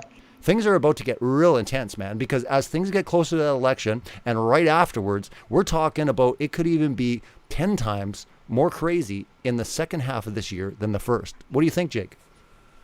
Oh, yeah, absolutely. And I think a lot of people need to understand that there's nothing wrong with standing up for people that are belittled or being against prejudice. Sure. There's nothing wrong with that. But the problem is there are people with nefarious intentions that are taking a good premise, fighting against racism and stuff. Yeah, and they are using that as a mask to hide their true intentions. And so what that is it's basically, for example, let's look at the BLM organization. The people who are behind it are 100% Marxists. Yes. And a lot of people don't understand that the Marxist manifesto is to basically do what they're encouraging people to do, which is destroy everything and terrorize and tear down and build up, erase history, erase everything so that you can recreate your own. You can create your own civilization. I think that's what I'm seeing. It's because it's election year, is my opinion. And while nobody could have guessed what was going to happen, we all knew something was going to happen. Were you surprised, though? Obviously, we know it's corrupt, but were you not surprised at some of the reactions of certain mayors and governors? No, I'm not. This is not a right and left thing, but the audacity to the level they went. And we're not talking about just standing on an issue. We're talking about certain things like taking over 6 or 7 city blocks and saying no police are allowed here. And the mayors and governors are going, yeah, that's a great idea. Sounds good to me. A summer of love. I mean, insane. It surprised me, to tell you the truth. And I know the world's corrupt, but it surprised me. And then I thought it was ironic that all of a sudden she's like, coming down on Trump because Trump's like, hey, give me an hour. I'll have it cleared out in an hour. It was pretty funny. He's like, well, take 1 hour, right? If you need my help, just let me know. The funny thing was, though, she's like, nope, summer of love, and we're allowing this to happen. And I mean, people are dying and getting raped and all sorts of, they eventually shut it down. But what was funny about that is they eventually stormed her house. I mean, this is the thing that you're dealing with here, guys. They will eat their own.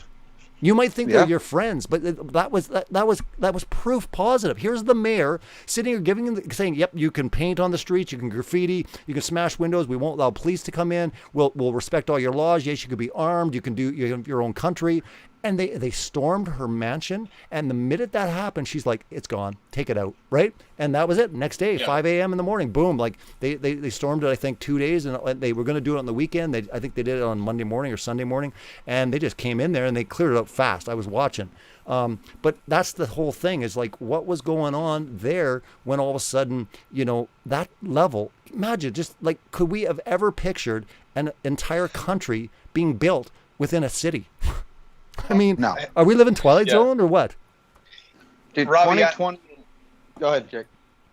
I just wanted to say we were just talking about how none of us expected what was going to happen this year. Sure. And I wanted to drop some breaking news on you guys. Love it. I love exclusives. This is a Celebrate Truth Radio exclusive from Jake Grant.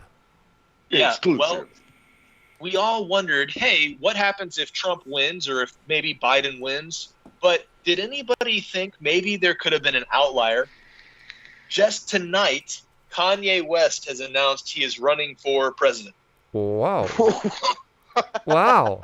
Wow. I So did that not is even know breaking about news. that. Wow. That is huge news. Forbes, this is a Forbes.com article. Mhm. Kanye West on 4th of July has just come out announcing he will be running for the country's highest office.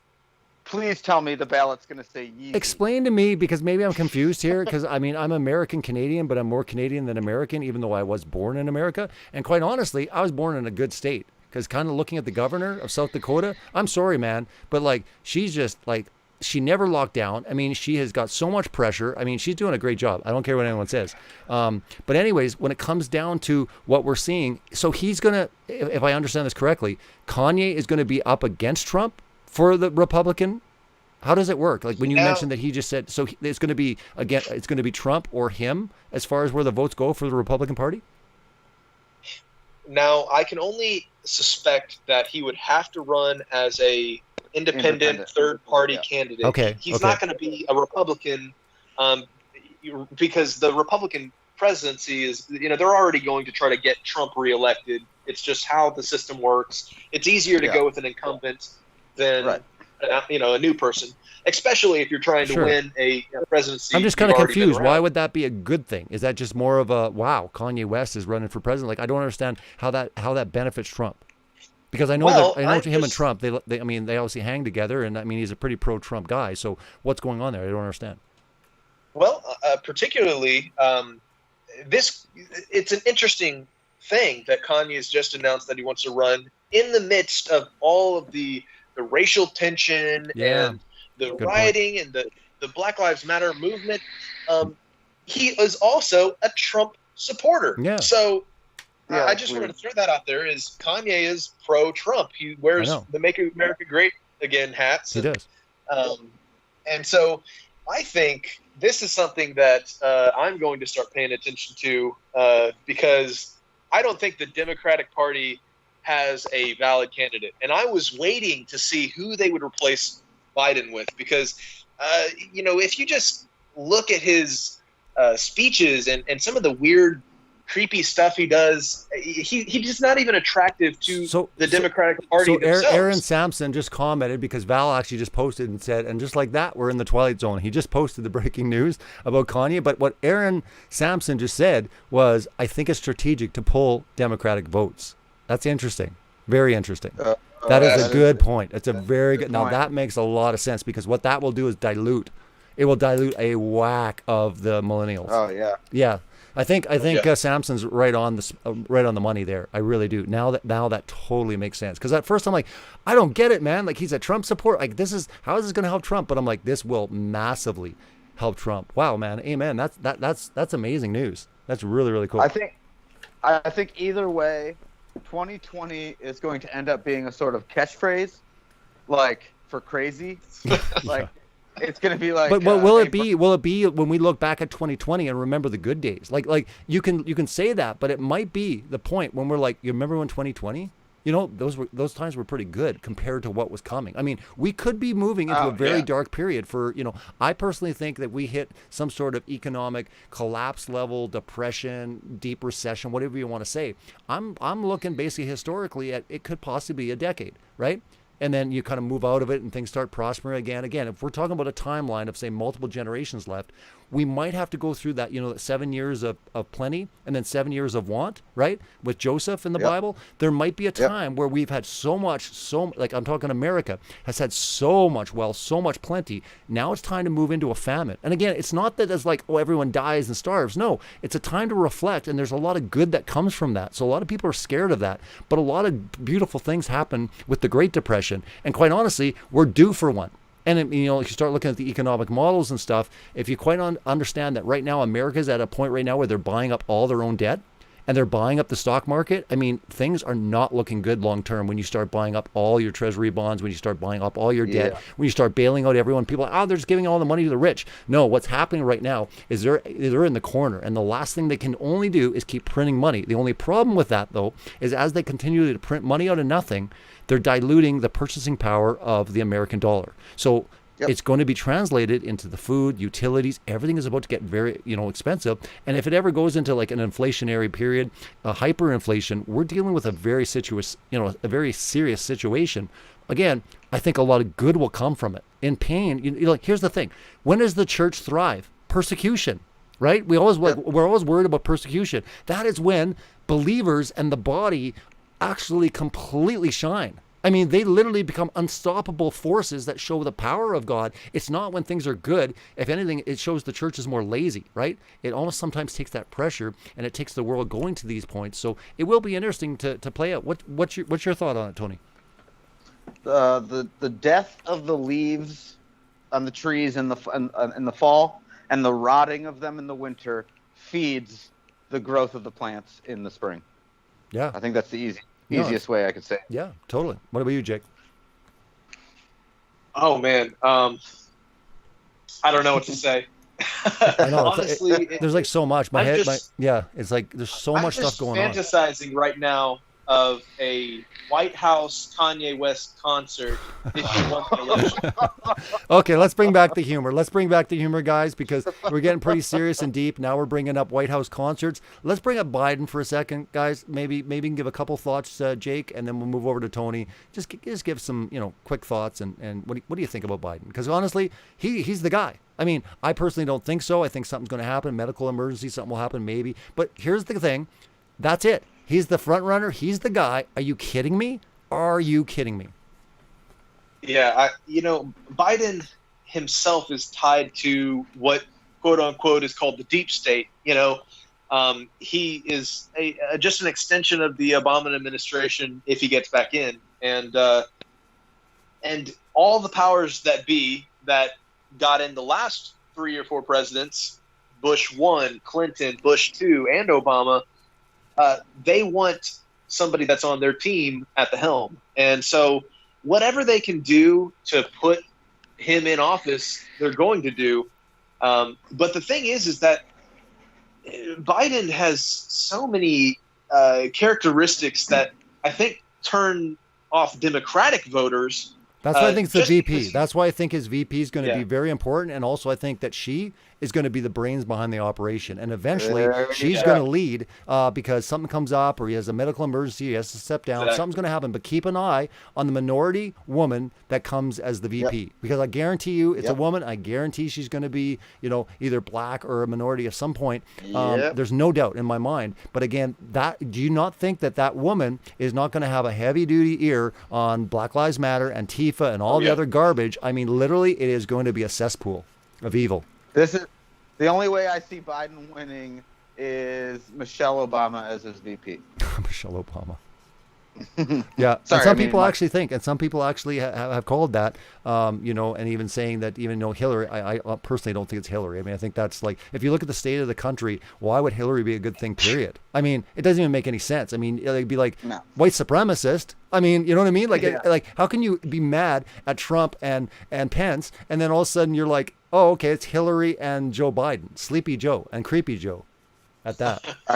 I'm gonna contact Biden's campaign director and see if they'll let me shoot his one of his campaign commercials. I have it all planned out. Dude, please do it, Jake, because I know you or even Jake, honestly, if your whole job, that's all you got to do is just manage someone. They talk for like 30 seconds, not even. They talk 20 seconds, and they actually fumble up, and you don't even do a retake. I mean, what is going on when they actually release these things as like, who approved it? Like, who actually looked at it and said, yep, he fumbled his words. He didn't say the right word, but yeah, let's release that.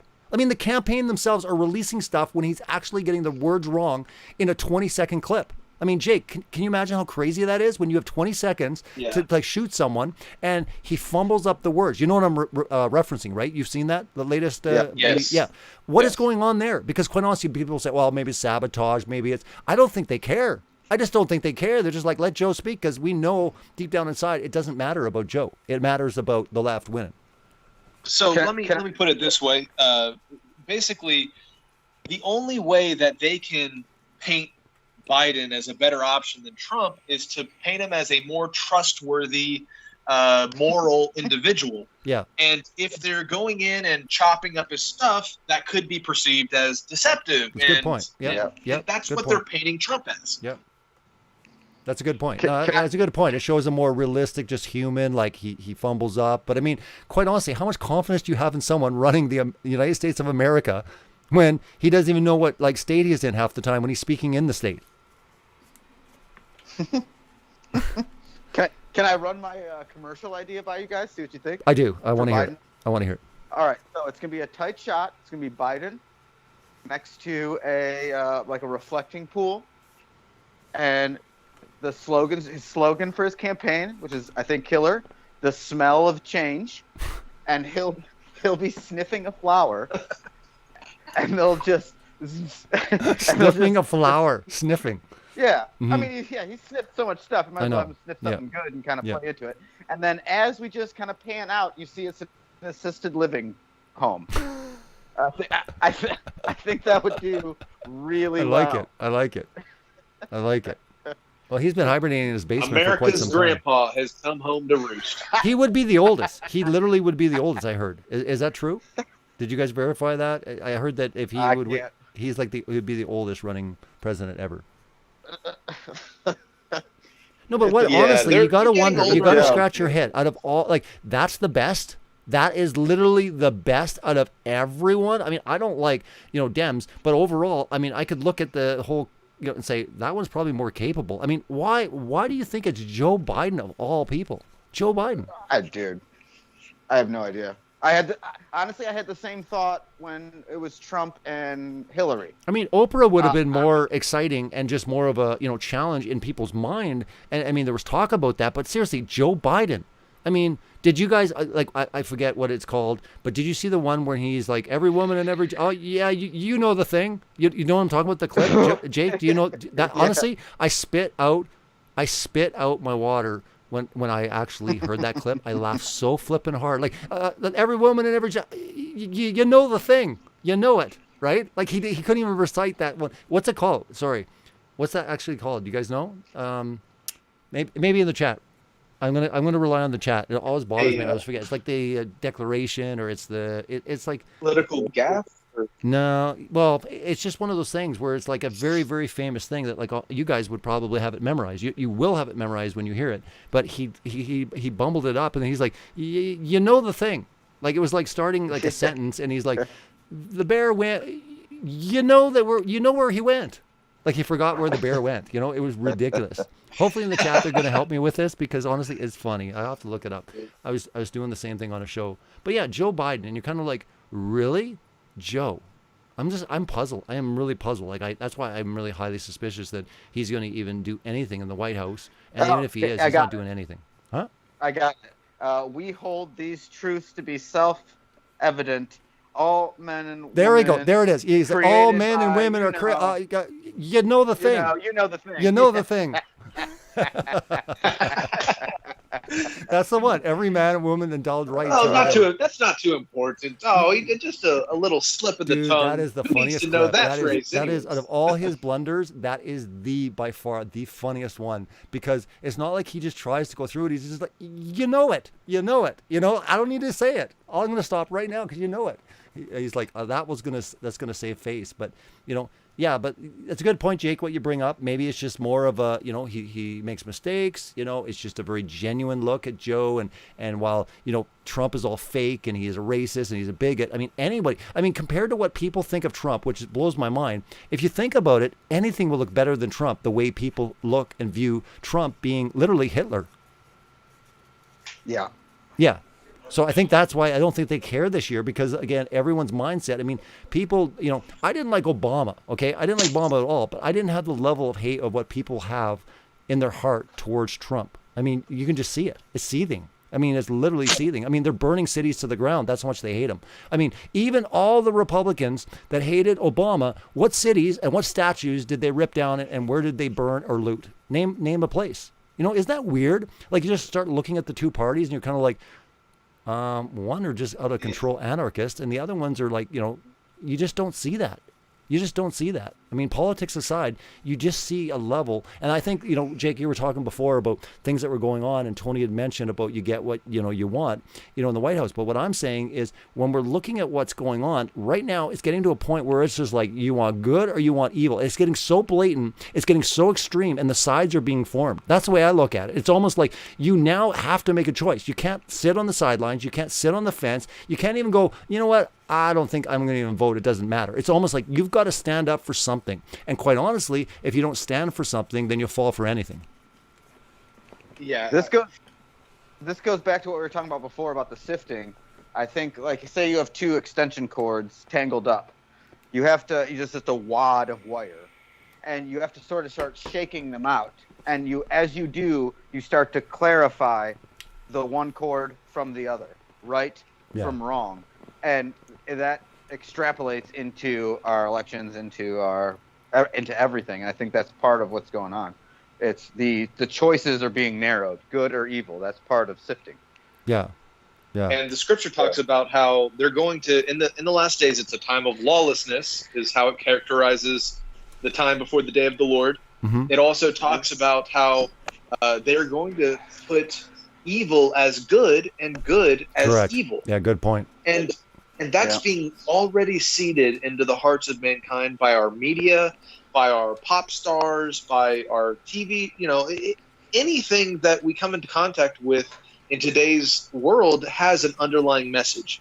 There is an agenda. There is a purpose and a way of thinking that they want you to adopt.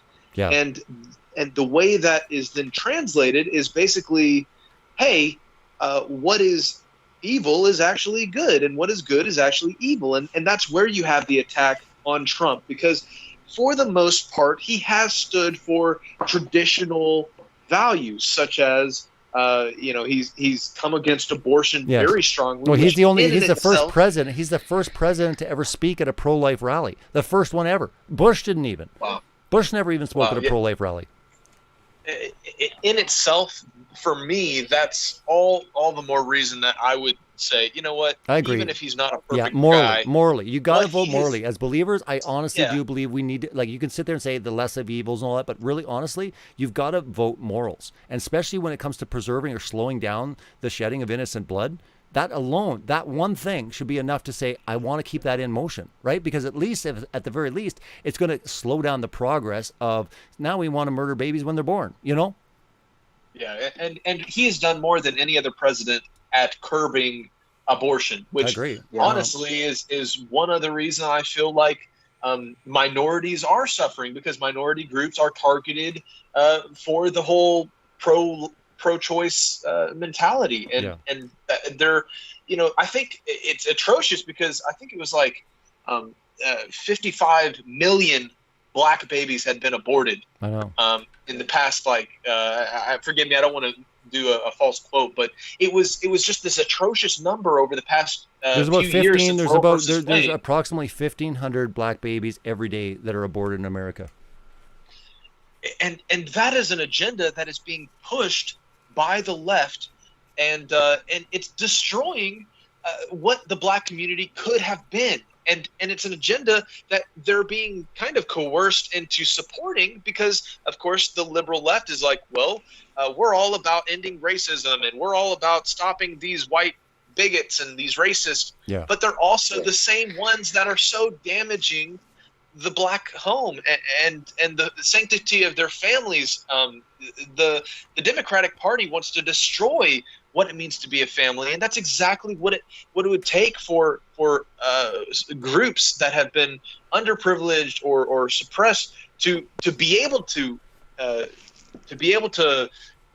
benefit and to grow and to do well. Is they need a structured family. They need a father and mother in the home. Mm-hmm. But we see that I think it's like 70% of black homes don't have a father, and that's a tragedy. Yeah. But it's also directly tied to the agendas that are pushed by the left. It's almost like they create the problem and then they're the solution, but they're also the ones that made the problem in the first place. And it's a tragedy that's happening to not just minority races. It's just it's so crazy how the world is, and there really are making things out to be just a total twist of right and wrong. Mark my words that a lot of people that are probably, and I'm not even saying left, they just don't like Trump either.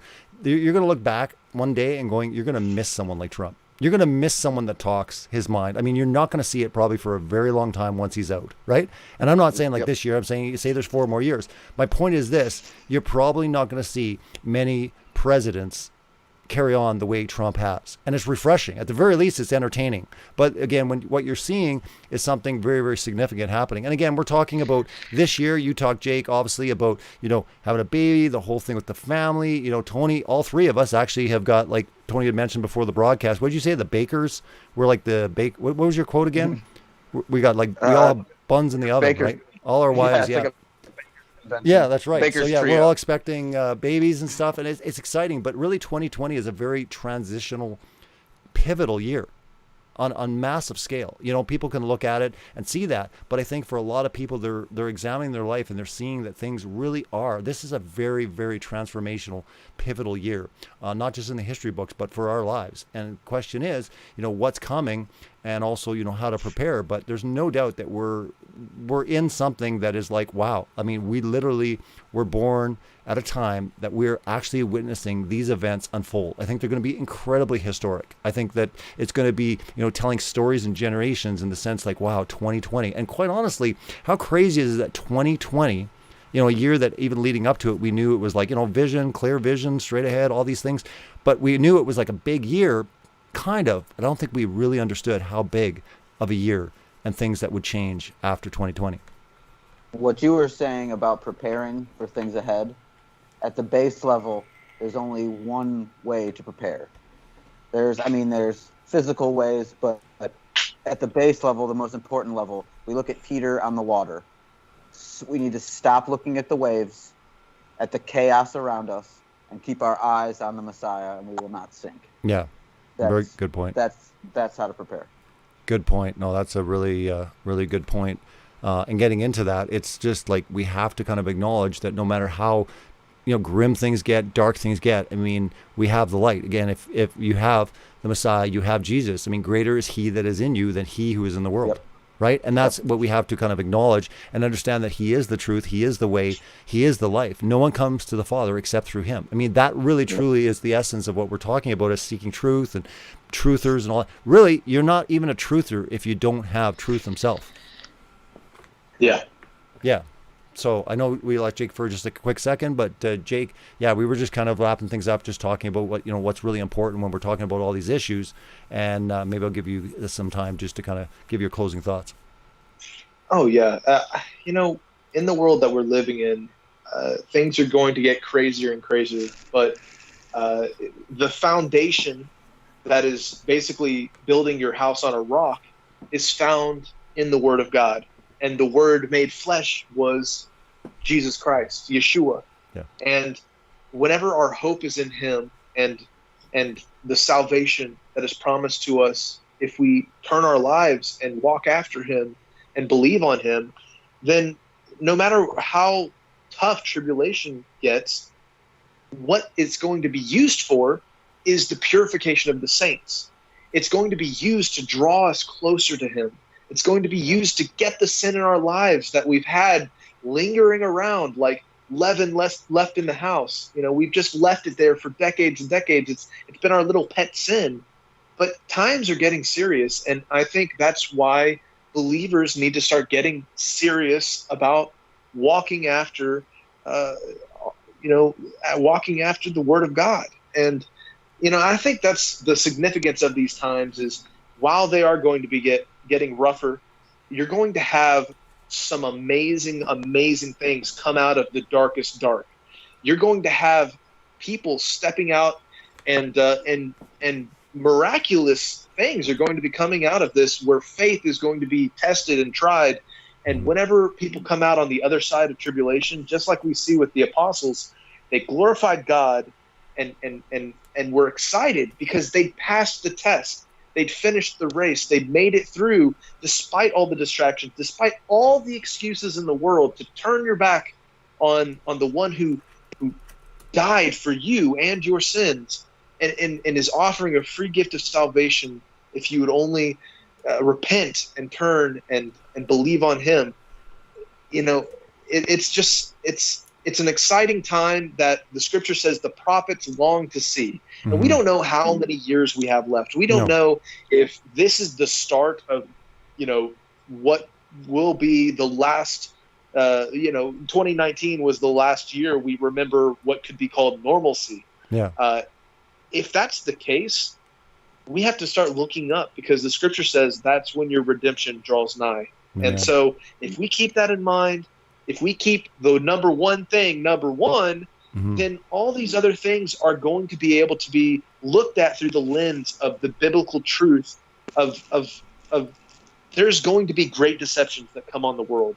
We're already seeing great deceptions falling on these people that, for the most part, I think they think they're doing right. Correct. But that's what the scriptures say, is that they are going to say they're doing a service unto God. Correct. But they're actually serving devils, basically, And so whenever we see the world fall into the ashes like this it is, we have to remember, this is maybe my last few years to turn and make my life what my Father in heaven has always wanted it to be, to fulfill my role in the kingdom of God, when I've maybe been focused on the comforts of life that now are getting a little, you're getting sweated on.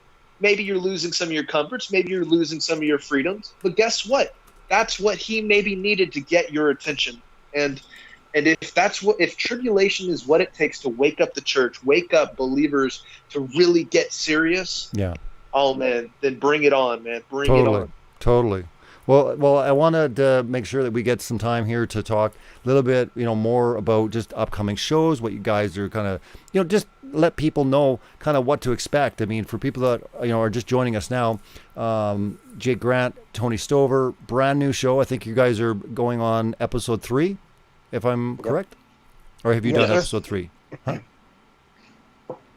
So Tony, you want to break down what we have coming? Yeah, so their show is For What It's Worth. It's on Take on the World TV. There's links in the description to go to that channel, check it out. But if there's anything else you guys want to promote, talk about, even individually, but also let's get into a little bit, Tony, about just kind of explain For What It's Worth and kind of what you guys are doing and what the plans are. I mean, obviously, starting a show in 2020, there's a lot of content, and maybe you can give people an idea of just what to expect. There's something me and Jake agree on, is that we want the show to be led by the Spirit.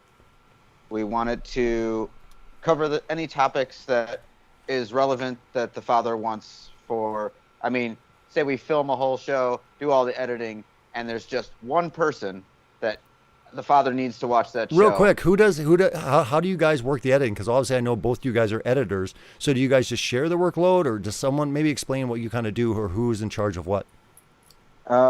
Basically, we film it through StreamYard.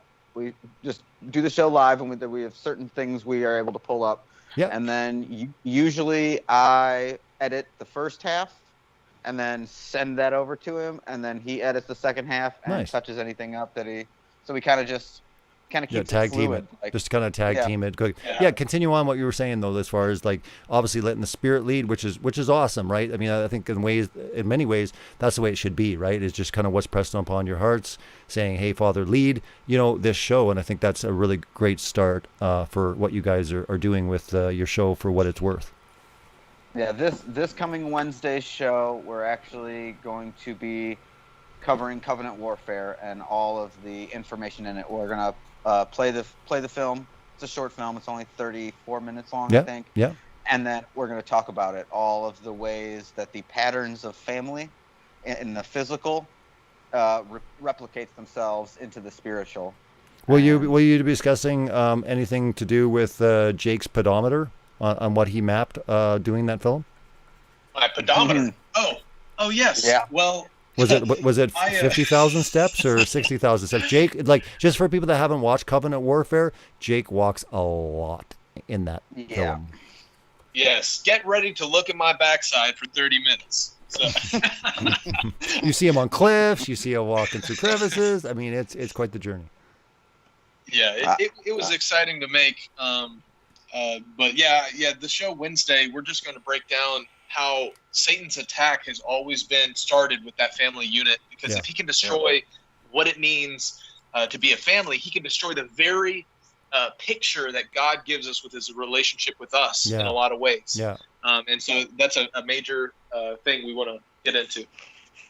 Is there like anything like specifically that you guys want to chat about? I also wanted to mention, as far as, you know, you talked about just having things, you know, carry on as far as letting the Spirit lead. But really, are there things right now that are kind of really on your heart based on maybe the current events, what you're seeing, or future shows based on, you know, I mean, maybe we're going to see a show based on Kanye West run for president? Because again, do you guys look at things like that where all of a sudden, you know, you're watching stuff and you're saying, hey, this is really important to talk about, you know, the spiritual war that we're all in?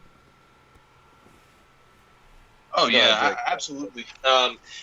We're going to tackle any topic that to us seems beneficial for maybe our growth and our desires to draw closer to the Father. And if we're benefiting from investigating a topic, then hopefully people listening will also be able to benefit, maybe be entertained. We're going to try to keep things lighthearted. Will there be puppets? I need to know. Will there be puppets, Tony?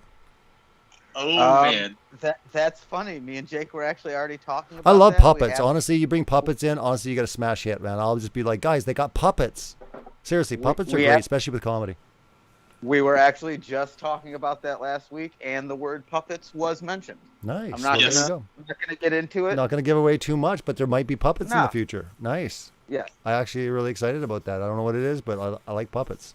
I think they're a lot of fun, not just, you know, obviously with teaching children and stuff, but also I think that you can have a lot of fun with them, especially I can imagine, you know, what you guys can do. Will you have a show where you're really going to town making fun of Joe Biden? Because I'm really looking forward to that type of show where it doesn't have to be the whole show, just a segment. And now we're going to Joe Biden to explain, you know, the Bible, guys, and just bumbling, you know, bumbling. Every time you want to go with the bumbler.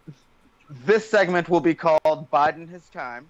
Biding his time. Nice. I like it. I like it. I love that segment. No, honestly, I love that segment. Leading up to the election, biding his time will be a smash hit. I'm telling you right now, you're hearing it live right now on Celebrate Truth Radio. You know where to find it on for what it's worth.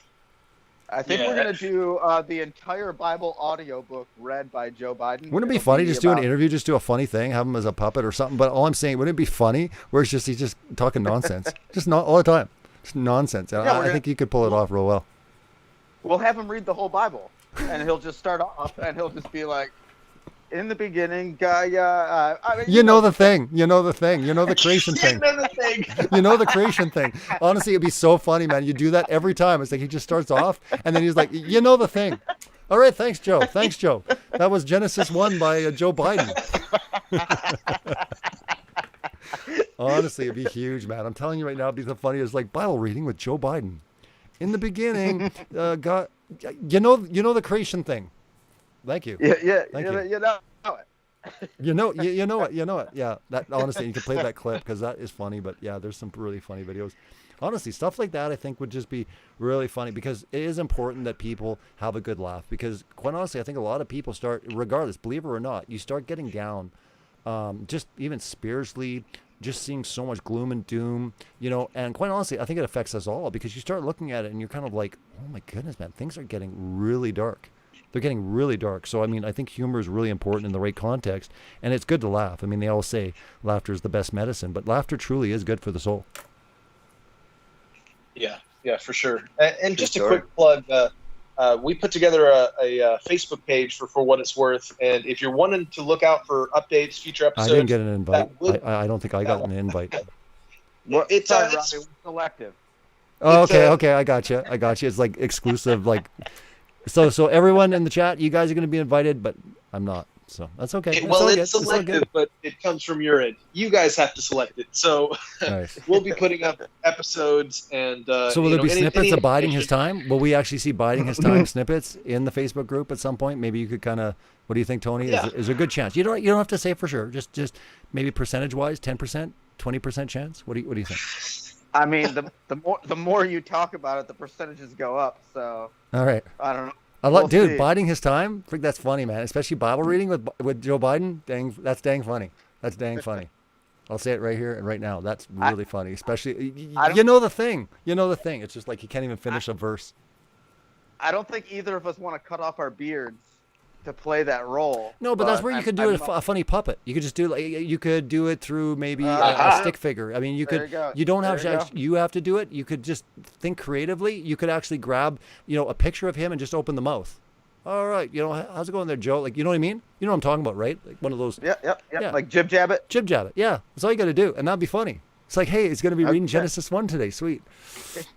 I like that. In the beginning, God, the creation thing. You know it. You know it. And the crowd goes crazy. The crowd goes wild. That's funny. So what other things like you guys are finding humorous and stuff? Because again, like I said, I'm sure you guys have a lot of talks and discussions. And I mean, what are you floating around as far as what you think is funny? And maybe you can give us, maybe some sneak peeks on some things, maybe, other than biding your time. Well, I know that just one more political thought I've had is I find it interesting that the State of the Union address, where Trump was riding that high wave of the best numbers in terms of employment and the economy was just booming. Yeah. And of course you had that scene with Nancy Pelosi behind him tearing that piece of paper. Oh yeah. I've always kind of wondered, what was going on in her mind during that process, and some thoughts would come to mind like this. Oh, well, Trumpy, darling, I'm going to tear your country apart like this piece of paper. And, this is she British? Tougher. Is she British? Nancy For the Pelosi record, turns I'm British. terrible at accents. Her deepest thoughts are British. Well, that's the evil, That's her evil. That's her evil evil alter ego. Yeah, talking to herself. alter ego type thing. So, I gotcha. But anyways, I find it interesting, that after that is when really a lot of divisive things started to come onto the country. It's a good point. And so, Nancy's back there like, I'll be tearing your success apart like pieces of toilet paper. If only this document was as easy to rip. So. Oh, man, that's just so funny. Yeah. Trump would be like, tear it up, baby. I got stacks. I got most stacks of paper. They're huge. I got more. It's just so much crazy going on. You know what I mean? It's just like from one day to the next, you're just like, can it get crazier? And yes, it is about to get crazier. We haven't seen anything yet. And quite honestly, I think most people can kind of look at it and just like, look, we're in an election year. We're leading up to like people are going to lose their mind either way. I've already told people, guys, you might think, yeah, it's great. We're all clapping. Trump wins again, right on. But there literally are going to be cities burning to the ground if Trump wins, right? So obviously I'm for that. But I'm also saying, guys, there's going to be some huge drama that is going to ensue when Trump wins, right? So in that scenario, it's way worse, obviously, if Trump loses. But it's going to be bad. If Trump wins, it is going to be bad, real bad. We haven't seen nothing yet. We're going to use 2020 as like a verb. We're going to be like, dude, don't invite Dave to the party, man. He's a little 2020. He's a little 2020. Yeah, that's good. You just coined it, man. You just coined it. It's like loco. It's like some people like, in the communities, they're like, he's loco. It's like, yo, that's 2020, man. He's gone. He's completely gone. Like we're talking Twilight Zone gone. You know what I mean? Like, woohoo. Yeah. He's 2020. To take it in a slightly non-political direction, with the kind of shows we're wanting to do, partially we're wanting to expose the lies of the enemy, the lies of Satan that are coming against us, and mocking the enemy of our souls is actually a biblical concept. Yeah. I don't know if you guys remember the story of David when he went out and slayed Goliath, but man, he was straight up smack talking that guy. Yeah. Who is this Philistine coming against my God? And that's funny because David was like a pipsqueak compared to this giant muscle-bound giant. Yeah. And he's down there like staring up. You gonna pick on this little guy? Well, you know what? I'm gonna pick on you. Yeah. And that's really, at least, me and Tony, that's what our heart is to make fun of the enemy and his plans, Sure. because they are all going to fall flat on their face, Sure. just like that giant. Yeah. When the Messiah died and went to Sheol, there's some translations of that where he went down and taunted them. And so it's kind of like, and so it's interesting to like the things you could think of that he'd be saying to them down there. It would, I mean, I would assume Jesus has the best jokes. I would assume he's the best at everything. Yeah. He probably let him have it. Well, the joke's on him, especially when we're talking Satan. I mean, the very fact, like, it always blows my 100%. mind that he's literally looking in the mirror and he's like, hey, man, I'm better. Like, you know what I mean? Like, you're kind of like, whoa, man, like, what kind of pride is that? Or, like, what kind of ego trip is that? I mean, talk about the greatest ego trip in the history of, all existence. That is the biggest ego trip. I don't think you could get ego trip bigger than that. You can't. No. Not even Kanye. No, it's just absolutely asinine to me. Like, but that also tells me one thing. Not only is he intelligent, Lucifer must be absolutely incredibly beautiful, right? This whole depiction, I think that's part of the lies when we all see him with horns and red and ugly, and you know what I mean? Like, it also says that he comes as an angel of light. But if you actually think about it as an archangel, Lucifer, Michael, and Gabriel, I mean, they're not just incredibly intelligent and powerful. They're absolutely kind of incredible to look at. They wouldn't, I don't think in ways they would like scare you. They would scare you based on your presence. I mean, anytime angels appeared with men, I mean, they instantly fell to the ground, right? I mean, what a great test though, eh? If you ever want to know if you're actually dealing with a good angel, is like, just go on the ground and they'll say, get up. That's part of that rule book that we're saying, we talked about that rule book. It's almost like that's the test. They'll say, get up off your knees. Do not bow to us, right? Where you think about it, a fallen angel would gladly accept that worship and that reverence. So basically the same rules that apply to a bear attack. You just lay down and kind of play dead. Well, they'll tell you, though, that's the thing. They'll tell you to get up off your feet, like, do not bow to us, right? So what I'm saying is that's how you would know a good angel from a fallen angel, is the fact that a fallen angel would continually wanting to be worshipped or adored or cherished. You know what I mean? Yeah. That's my point. Tony, you ought to write a book. Tony, you ought to write a book called How to Survive a Conversation with an Angel. Yeah. And at the very front page, it says, it all starts with bears. With bears. Yeah, with bears. This is kind of what people experience with bears. That's like we just did a total 180 back to the bears, because remember we were talking about the Sabbath and the beavers and the bears, that was first hour. If you guys are just joining us now, go to first hour. It got a little crazy with the talking animals and even just animals showing us, the created order and really things that were, it was pretty profound, but we also had some fun with that, didn't we? Yeah, when we were talking about Balaam's donkey, yes, the voice that Jake did for Nancy Pelosi is the voice I picture for the donkey. Oh, so that would be Sir, get these rocks off my back. He's got a monocle all of a sudden. Yeah. For some reason. Yeah. It's like British accents back in biblical days. Yeah, makes sense. Makes a lot of sense, actually, if you start thinking about it, right? It's like those Brits back in biblical times. Yeah, that's what the Tower of Babel. The Tower of Babel, exactly. Right there, the Brits, came from that. The English-British accent started at the Tower of Babel. Yeah, that's where it all started, right? So you guys, like I said before, you guys are going on episode 3, correct? Yeah. You said yeah. Yes. Okay. I didn't get a confirmation before. Maybe I just didn't hear it. So that's right. So episode 3, they're on. Make sure you go back and check out episode 1, episode 2. Episode 3 will be out when? It's Wednesday nights at 9 on Take on the World TV. And that's 9 Eastern Standard Time? 9 Eastern. And then Jake puts them on his channel as well. Awesome. Cool. And I got the links in the description, also in the comments. You can go to Take on the World TV on YouTube. The links will be in the description. We'll get that added so you can get over there and check it out and subscribe and enjoy what they have just prepared. Obviously, what they're doing with the show. Like I said, it's something like you're not going to hear or see pretty much with anything that I know of. I mean, you mentioned one show that you kind of think was somewhat similar, but I would say in the biblical, truther worldview, I don't think there's anything like it. Hey. So we're trying to do again. All right. Yeah. Okay, cool. I just like all of a sudden it went to an instant pause. So, well, that's awesome, man. Well, I really appreciate you guys coming on. It's exciting endeavor. It's going to be a lot of fun. I think the people are going to learn a lot from the show. And quite honestly, I am really seriously looking forward to biding his time, or whatever the title of the show is going to be with Biden, because quite honestly, you got to have fun with Biden. It's going to be fun. Biden his time. Biden his time. There we go.